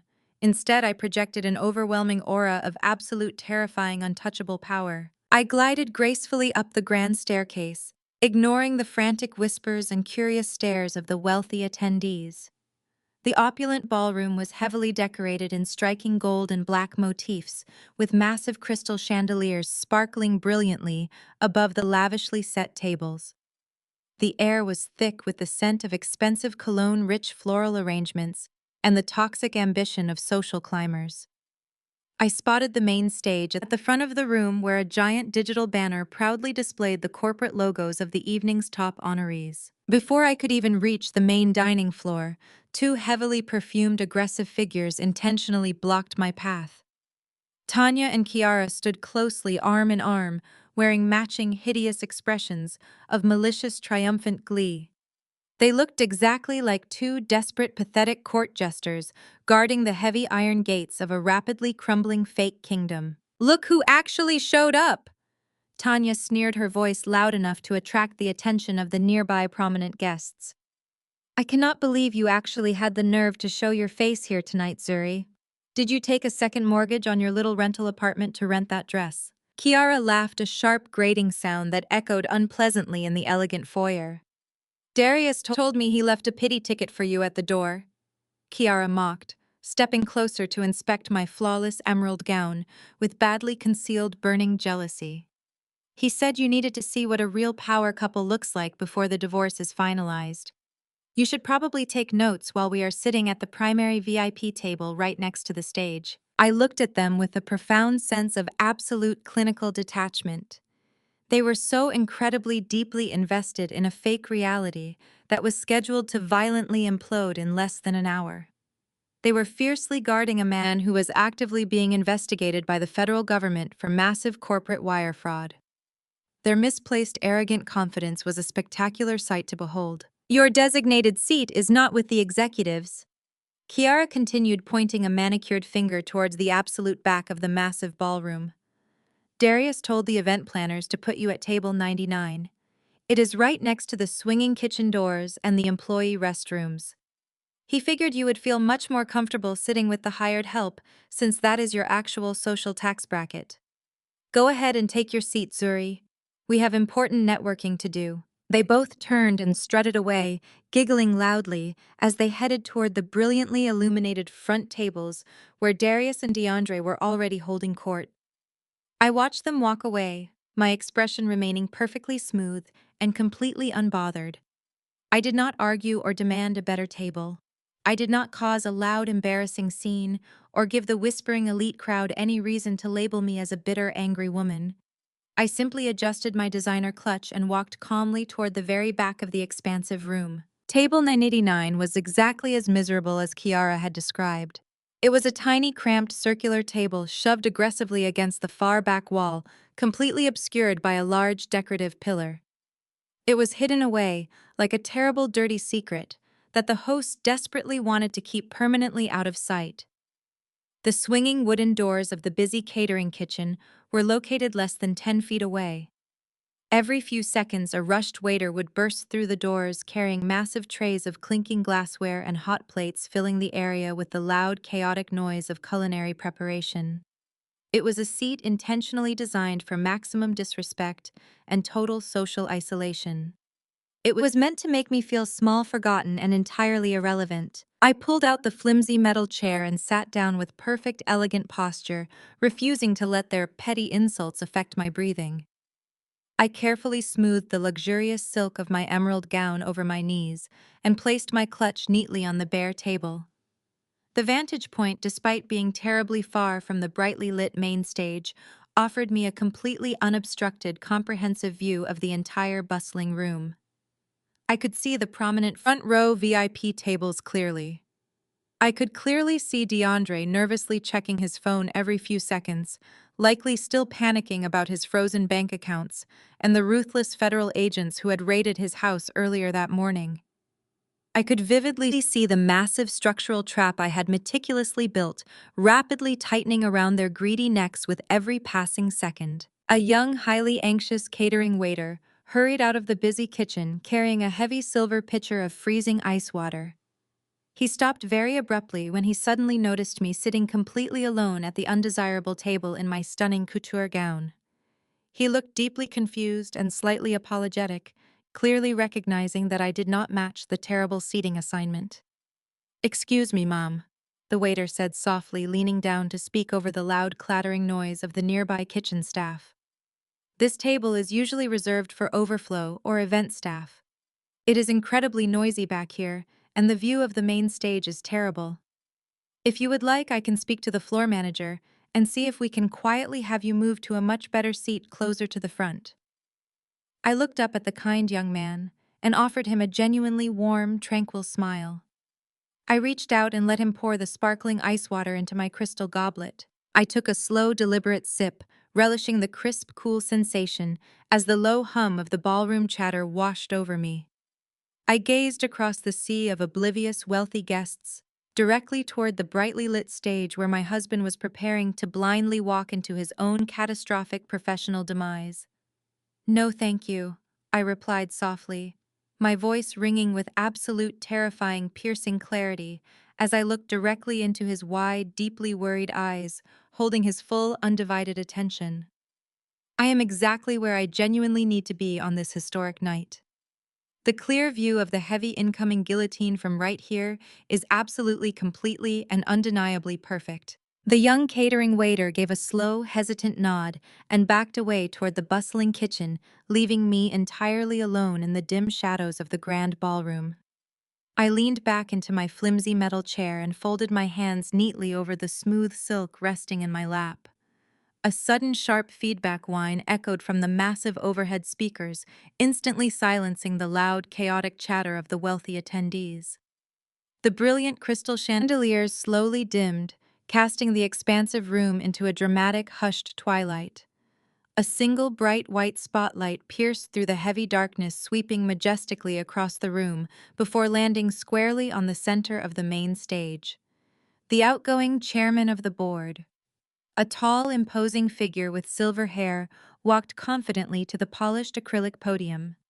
He tapped the microphone twice, commanding the absolute undivided attention of every single corporate elite sitting in the dark room. "Good evening, ladies and gentlemen," the chairman began, his deep voice rolling across the silent ballroom.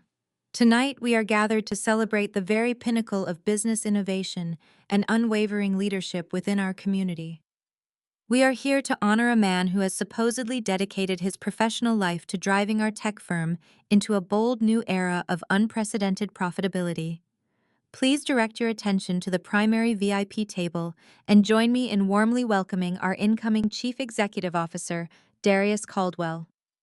The massive ballroom immediately erupted into a deafening roar of enthusiastic applause. I watched from my isolated corner as Darius stood up from his prominent front row seat.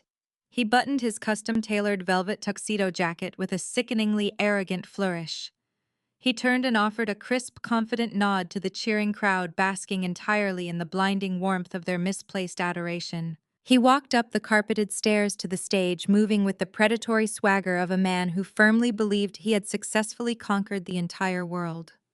He shook the chairman's hand firmly before stepping up to the microphone. He gripped the edges of the podium, looking out over the sea of glittering gowns and expensive suits. The heavy applause slowly faded into a reverent, expectant silence. "Thank you, Darius," said his voice thick with a deeply manufactured humility that made my stomach churn. "Thank you all so much for this incredible, profound honor. When I first began my journey in the corporate sector, I made a solemn vow to myself. I swore that I would never settle for mediocrity. I swore that I would embody the true, unrelenting spirit of Black excellence in every single endeavor I pursued." He paused, perfectly timing his silence for maximum theatrical impact. We all know that climbing to the very top of the corporate ladder requires immense, painful sacrifice. It requires a ruthless dedication to absolute perfection. But most importantly, it requires surrounding yourself exclusively with high-value individuals who match your intense drive and visionary ambition. You cannot soar like an eagle if you insist on dragging a heavy, rusty anchor tied directly to your ankles. I took another slow sip of my sparkling water, maintaining my perfectly serene expression. He was building up to his favorite repetitive narrative, playing the tragic hero who had heroically overcome domestic burdens to reach his ultimate corporate destiny. Darius shifted his posture, leaning slightly closer to the microphone. His eyes scanned the massive dark ballroom, searching deliberately through the crowds, until his gaze finally locked directly onto my table in the far back corner. Even from across the expansive room, I could see the cold, malicious triumph burning wildly in his eyes. There are times in our lives when we must make painful, unavoidable choices. Darius continued, his voice dropping to a serious, somber register, while he maintained direct, unbroken eye contact with me. We must be willing to look at our surroundings and make the difficult decision to aggressively cut off the dead weight. We must sever ties with anyone who refuses to elevate their mindset. If someone lacks the fundamental education, the sophisticated pedigree, or the sheer basic ambition to stand beside you at the top of the mountain, you have an absolute moral obligation to leave them behind in the valley. You owe it to your legacy to prune the decaying branches from your family tree so the healthy leaves can finally thrive. He smiled, a sharp, predatory grin that sent a ripple of quiet murmurs through the closest tables. People were eagerly absorbing his toxic philosophy, wrapping his thinly veiled cruelty in the shiny, glamorous packaging of motivational business advice. "Tonight is not just a celebration of my promotion," Darius declared, raising his voice to a triumphant, booming crescendo. "Tonight is a powerful, undeniable testament to what happens when you refuse to let small-minded, uneducated people dictate your future. Tonight I stand before you as a man, unburdened, completely free, and ready to lead this massive tech firm into a multi-billion-dollar global acquisition. Thank you, Atlanta." The ballroom absolutely exploded. The roaring applause was thunderous, shaking the very foundation of the luxury hotel. At the primary VIP table, the entire Caldwell family leapt to their feet in a frantic, ecstatic standing ovation. Tanya jumped up and down, screaming her brother's name, while clapping her hands wildly above her head. DeAndre stood beside her, whistling loudly, completely forgetting the severe federal wire fraud investigation that was actively breathing down his neck. He was blindly celebrating a phantom payout that would never, ever arrive. Valerie, my former mother-in-law, wiped a dramatic fake tear from her eye, pressing her hands to her heart as she looked up at her golden child. She was practically glowing with toxic maternal pride, firmly believing her son had successfully discarded me and secured their family's elite social status forever. Sitting directly in the center of their chaotic celebration was Kiara. She stood up in her flashy clearance rack dress, blowing aggressive, dramatic kisses toward the brightly lit stage. Darius caught her eye and winked shamelessly, pointing a finger directly at her in front of the entire corporate audience. Howe was reveling entirely in his stolen, corrupt triumph, drinking in the heavy applause like a man dying of profound thirst. He raised his hands, waving to the cheering crowd, milking every single second of his fraudulent glory. The deafening applause continued for a full minute before the outgoing chairman stepped back up to the polished acrylic podium. He gently patted Darius on the shoulder, a gesture that looked supportive but carried an underlying rigid, unnatural tension. The chairman leaned into the microphone, raising a hand to quiet the excited, roaring room. The audience slowly took their seats, the murmurs of approval still rippling through the heavy, perfumed air. "Thank you, Darius," the chairman said, his deep voice cutting cleanly through the remaining chatter. "That was certainly a highly revealing and deeply passionate perspective on corporate leadership. It takes a very specific type of man to stand before his peers and speak so openly about the necessary elimination of organizational dead weight. Your dedication to preserving the highest standards of executive excellence is truly something we have all noted with extreme interest." Darius beamed, puffing out his chest and adjusting his velvet tuxedo jacket once more. He completely missed the subtle, sharp edge hidden deeply within the chairman's professional tone. The chairman turned his gaze away from Darius and looked out over the expansive, crowded ballroom. "And now, ladies and gentlemen, to finalize this historic transition, I have a very special announcement. As Darius mentioned, our tech firm has just officially completed a monumental multi-billion-dollar acquisition. We have been completely bought out by one of the most powerful private equity firms in the nation." The room fell into a stunned, breathless silence. "I would like to invite the founder and chairwoman of our new parent company, Apex Holdings, to the stage," the chairman announced, his voice booming through the massive speakers.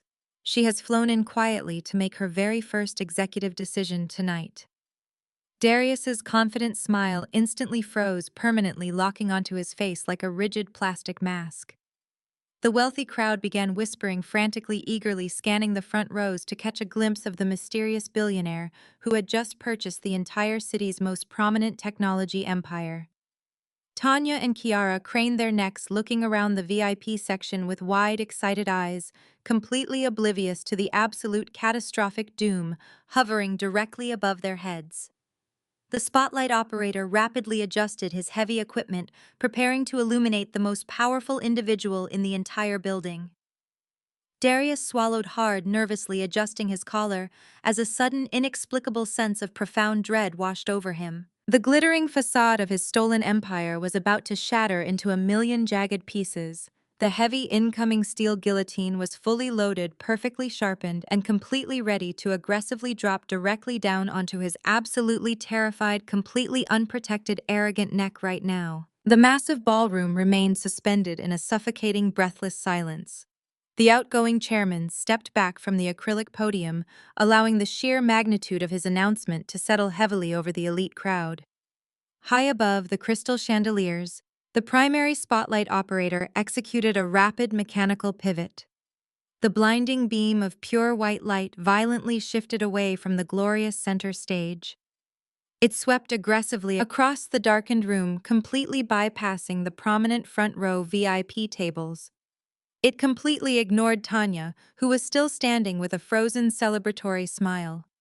It swept right past DeAndre and Valerie, leaving them bathed in cold, insignificant shadows.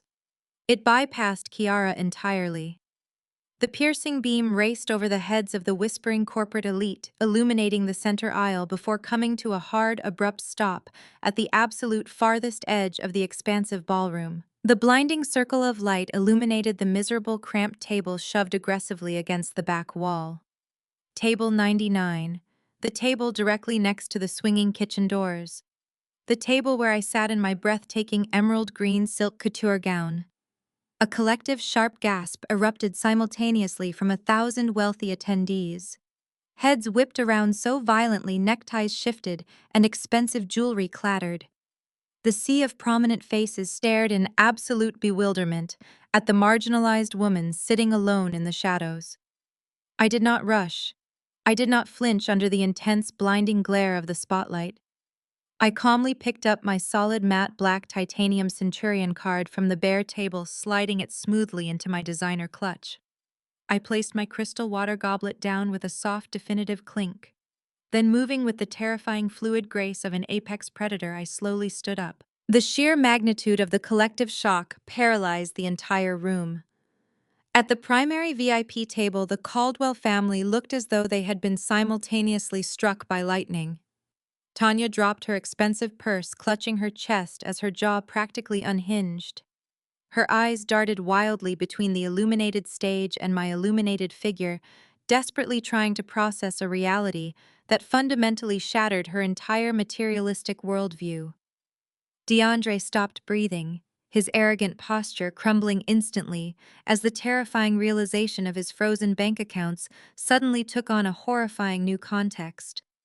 The woman he had relentlessly mocked for attending a community college was the exact same billionaire entity who had just dispatched federal agents to his front door.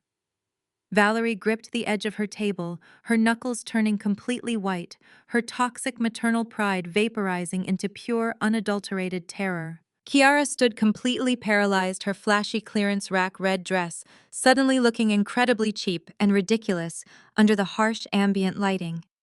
She stared at my custom Parisian gown, the very same emerald masterpiece I had purchased alongside the entire VIP collection she could not afford.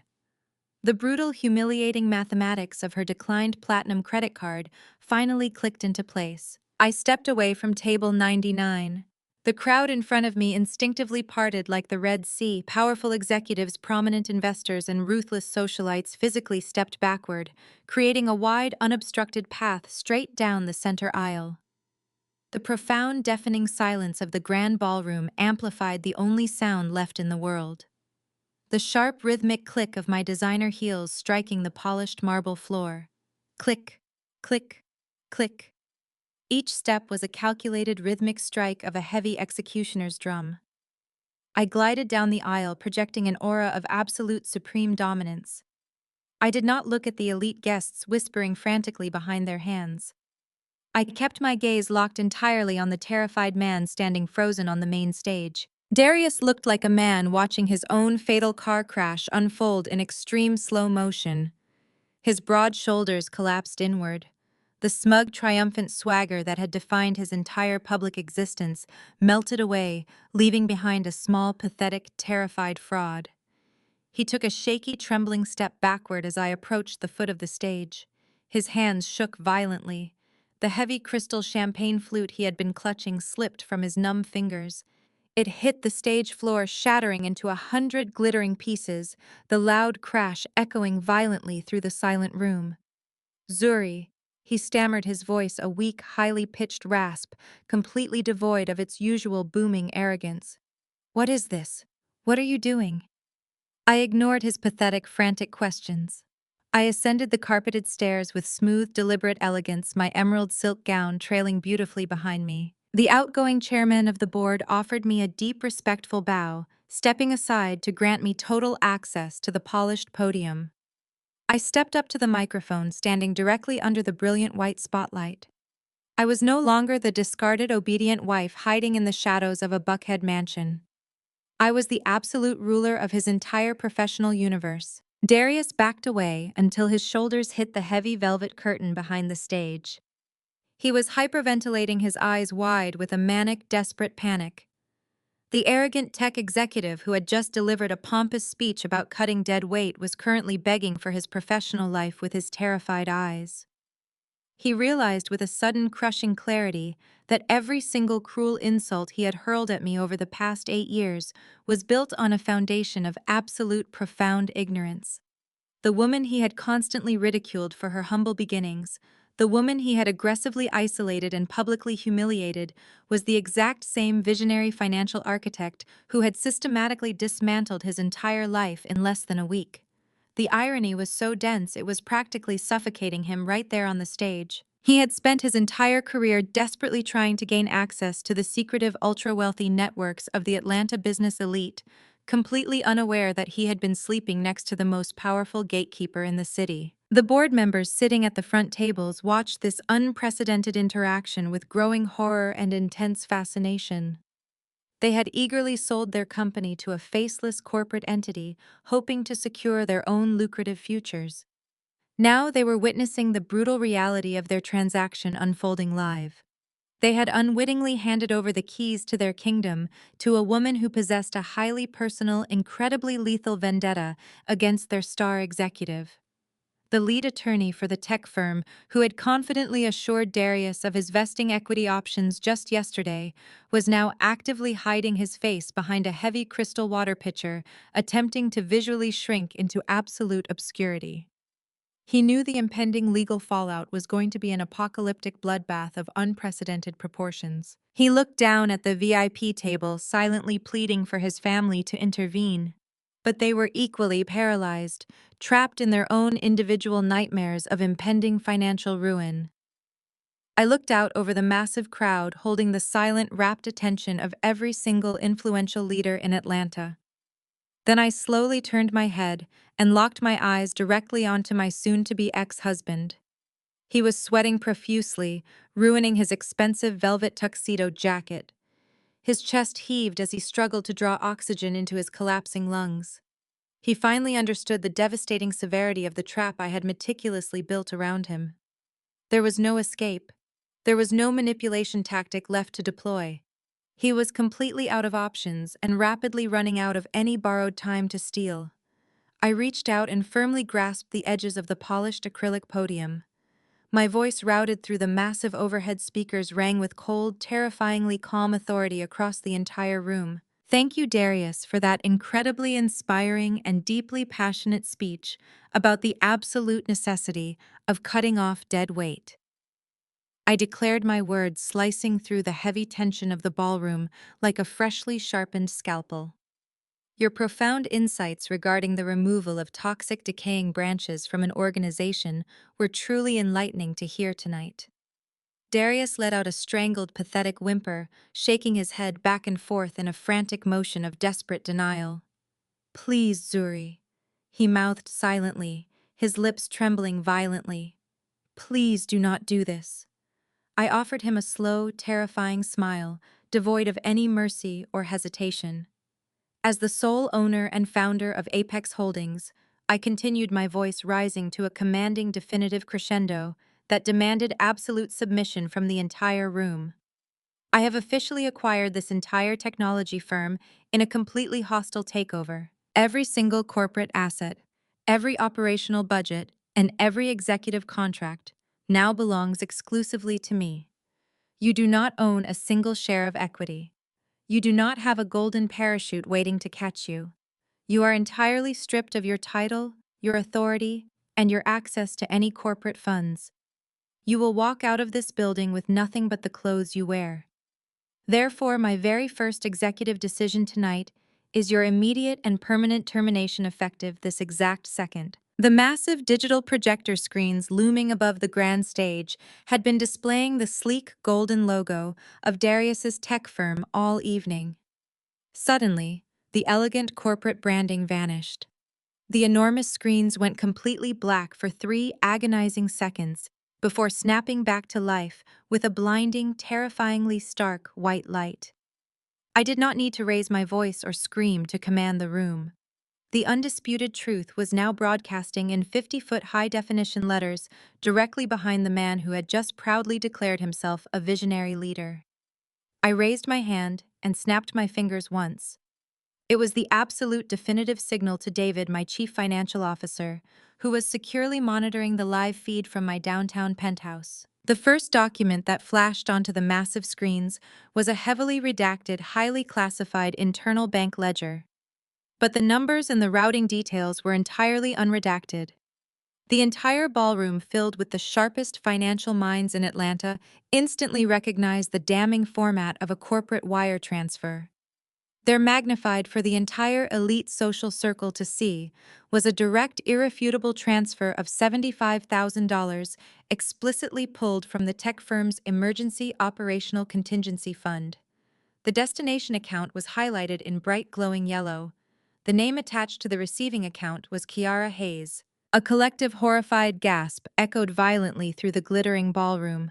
The elegant facade of the Black Excellence Gala cracked instantly. At the VIP table, Kiara's face went entirely slack. Her flashy red clearance rack dress suddenly felt like a heavy, suffocating prison.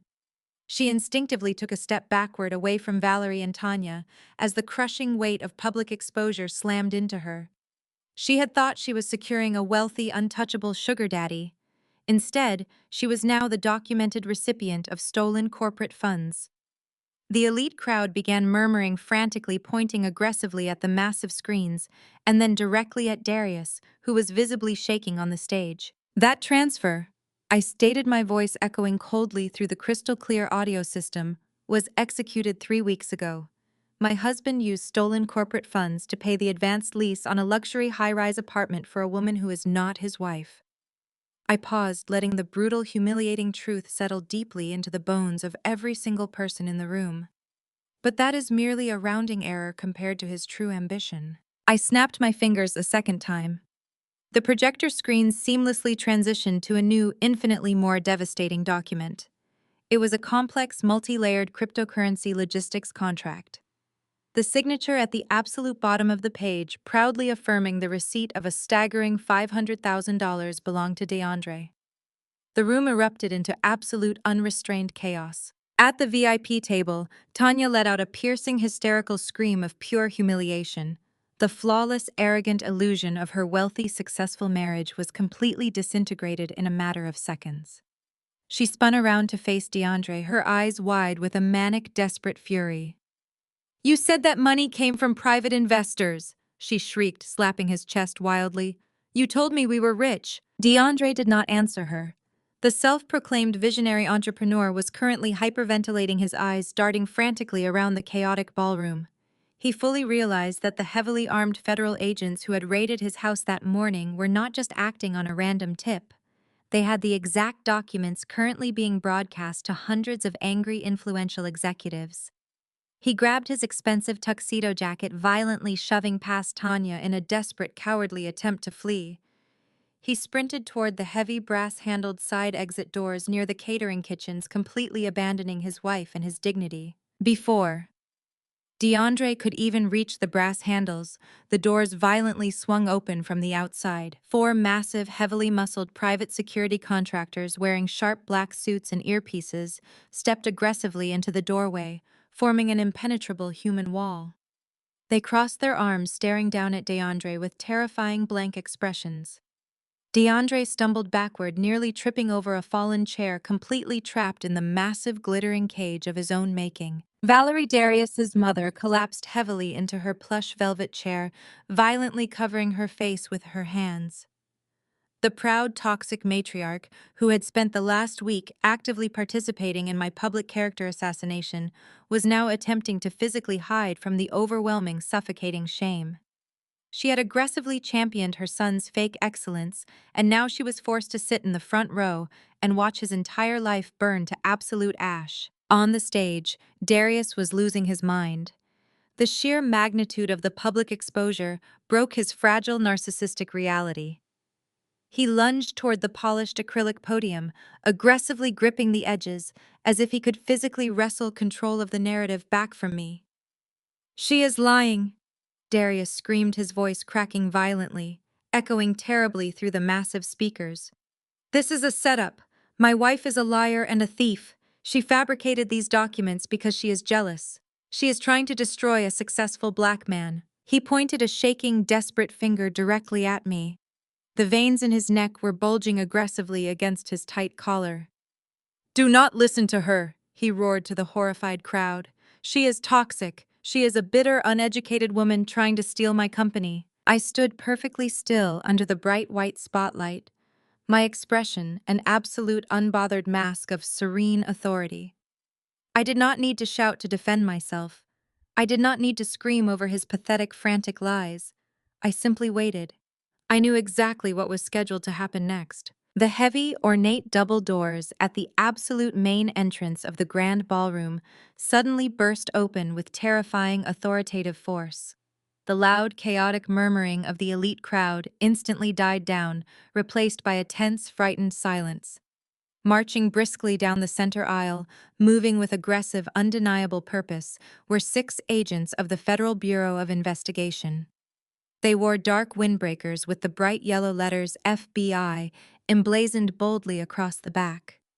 Their faces were grim-hardened and completely devoid of any hesitation. The wealthy attendees practically scrambled out of the way, pulling their silk gowns and tailored suits back to avoid any contact with the incoming federal storm. The lead agent, a tall, broad-shouldered man with a severe expression, marched directly past table 99, completely ignoring me, and headed straight toward the main stage. 2 of his subordinate agents aggressively peeled off from the main group, speedwalking directly toward the VIP table. They intercepted DeAndre just as he was trying to hide beneath a fallen tablecloth. They hauled him roughly to his feet, slamming his wrists into heavy steel handcuffs. "DeAndre Washington," the agent barked, his voice carrying clearly through the silent, terrified room. "You are under arrest for conspiracy to commit wire fraud and money laundering." Tanya screamed again, a raw, devastating sound of complete social destruction as she watched her husband being forcefully dragged away. On the main stage, Darius had stopped screaming. The arrogant, untouchable executive was suddenly paralyzed, his eyes wide and completely vacant as he stared at the lead FBI agent marching up the carpeted stairs. The outgoing chairman of the board wisely stepped far away from Darius, putting as much physical distance as possible between himself and the radioactive indicted fraudster. The lead agent stepped onto the stage, producing a heavy, thick stack of warrants from his jacket. He did not bother lowering his voice. He wanted the entire room to hear the charges perfectly clearly. "Darius Caldwell," the agent stated, his tone flat and utterly merciless. "You are under arrest for multiple counts of corporate embezzlement, wire fraud, and the unregistered transfer of securities." Darius did not try to run. He did not try to argue. His legs simply gave out. He collapsed onto his knees right there on the stage, the heavy velvet of his custom tuxedo pooling around him in a pathetic, defeated heap. The agent grabbed Darius roughly by the shoulder, hauling him back to his feet, and aggressively snapped the cold steel handcuffs around his trembling wrists. The sharp metallic click of the locking mechanism echoed through the quiet ballroom, a definitive final conclusion to his fake, arrogant empire. As they dragged Darius off the stage and down the center aisle, he looked completely destroyed. His pristine tuxedo was wrinkled, his face was covered in sweat, and his eyes were hollow. As the agents escorted him past table 99, he slowly lifted his head and looked directly at me. I stood perfectly straight in my custom emerald gown, my expression a picture of absolute terrifying calm. I did not smile. I did not gloat. I simply watched the federal agents carry out the trash. The financial guillotine had fallen with perfect absolute precision. The immediate aftermath of Darius Caldwell's highly public catastrophic arrest was a masterclass in swift, brutal social execution. The entire grand ballroom of the luxury downtown hotel had descended into absolute pandemonium. The heavy steel handcuffs clinked sharply as the stern FBI agents aggressively dragged the disgraced former executive down the center aisle. Darius was hyperventilating, his custom-tailored velvet tuxedo jacket violently wrinkled and completely ruined. He desperately tried to twist his head backward, his terrified hollow eyes searching the horrified silent crowd for any sign of support. He found absolutely none. The very same powerful investors, prominent politicians, and wealthy socialites who had given him a roaring standing ovation less than 5 minutes ago were now actively physically recoiling from him, treating him like a highly contagious radioactive pariah. Kiara, his demanding, superficial mistress, possessed the basic predatory instinct to recognize a sinking ship. The very second the federal agents had marched into the ballroom, the horrific reality of the declined platinum credit cards and the stolen corporate funds had fully clicked into her materialistic brain. She didn't hesitate. She didn't scream or cry for the man she claimed to love. She simply dropped her expensive designer clutch, hiked up the hem of her flashy red clearance rack dress, and slipped quietly out the heavy brass side doors near the catering kitchen. She abandoned Darius, instantly vanishing into the warm Atlanta night, completely severing all ties before she could be implicated in his massive financial crimes. At the primary VIP table, the Caldwell family was completely disintegrating.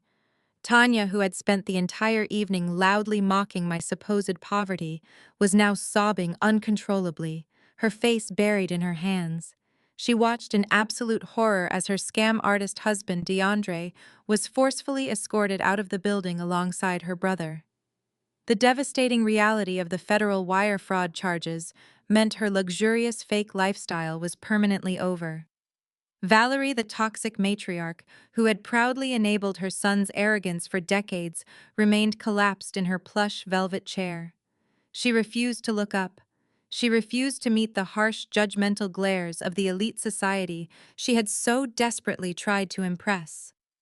The very community she had weaponized against me was now actively shunning her, whispering frantically about the humiliating absolute downfall of the Caldwell family. I remained perfectly still on the main stage, standing tall in my breathtaking emerald green silk couture gown.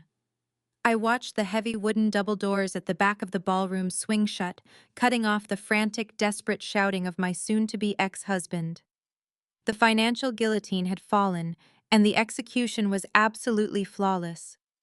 I stepped away from the polished acrylic podium, handing the microphone back to the deeply stunned, completely pale chairman of the board. I did not offer any further explanation to the shocked crowd. I simply turned and walked gracefully off the stage, my heels clicking rhythmically against the floor, leaving the smoking, ruined ashes of Darius's fake empire completely behind me. Fast forward exactly 1 month later. The oppressive, humid heat of the Atlanta summer hung heavily over the towering glass and steel structure of the Fulton County Courthouse. I sat calmly at the polished mahogany plaintiff's table in the primary divorce court, wearing a sharp, impeccably tailored, pristine white power suit. Sitting directly beside me, acting as my primary legal counsel, was the formidable Harrison Sterling. The ruthless attorney had completely abandoned Darius, the exact moment the FBI warrants were unsealed, seamlessly transitioning his lucrative loyalty to the sole owner of Apex Holdings. Directly across the wide courtroom, two massive digital television screens flickered to life. Darius appeared via a highly secure closed-circuit video link from the Federal Detention Center. The arrogant, self-proclaimed visionary leader was completely gone. He was wearing a faded, oversized, bright orange prison jumpsuit. His posture was totally defeated, his broad shoulders slumped heavily inward. He looked exhausted, terrified, and profoundly broken. He had been denied bail due to the severe flight risk associated with the massive amount of stolen corporate funds. The presiding judge, a stern, no-nonsense woman with sharp eyes, reviewed the comprehensive stack of financial documents Sterling had meticulously prepared. Because the FBI had officially seized all of Darius's personal assets, frozen his bank accounts, and placed a massive federal lien on his future earnings to cover the corporate restitution, he was legally entirely bankrupt. He had absolutely nothing left to his name. He possessed zero leverage and zero capital. "Mr. Caldwell," the judge stated, her voice echoing coldly through the quiet courtroom. "Based on the overwhelming, irrefutable financial evidence presented by the plaintiff's legal counsel, and considering your current highly severe federal indictments, I find your initial demands for marital asset division to be completely baseless and frankly entirely absurd. You have no legal claim to the properties or corporate entities owned by Ms. Caldwell." Darius stared blankly at the camera, his jaw tight. He did not speak. He simply stared at me through the digital monitor, finally understanding the terrifying absolute magnitude of my power. However, the judge continued, looking down at a specific document Sterling had submitted.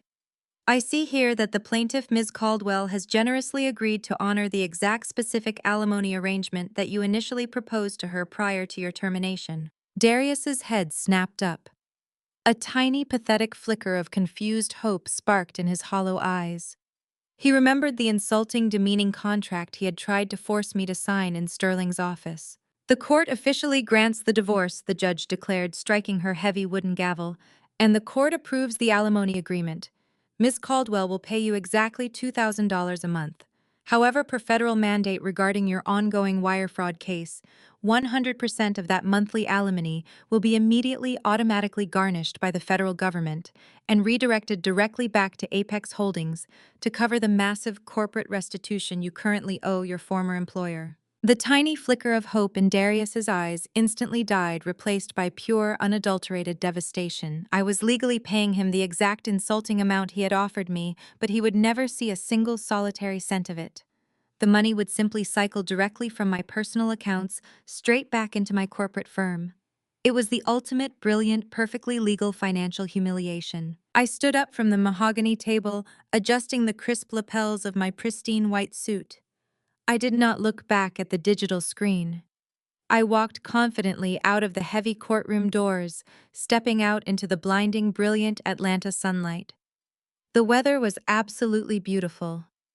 My new assistant, a sharp, brilliant young woman, hurried up the concrete courthouse steps, handing me a fresh, thick leather portfolio containing 3 massive new corporate acquisitions. I offered her a warm, genuine smile. I walked smoothly down the steps and slid into the spacious, cool leather back seat of my waiting chauffeured Maybach. The heavy tinted door closed with a solid, satisfying thud. I had permanently severed the toxic, decaying branches from my life, and I was finally officially taking my absolute throne in the sunlight.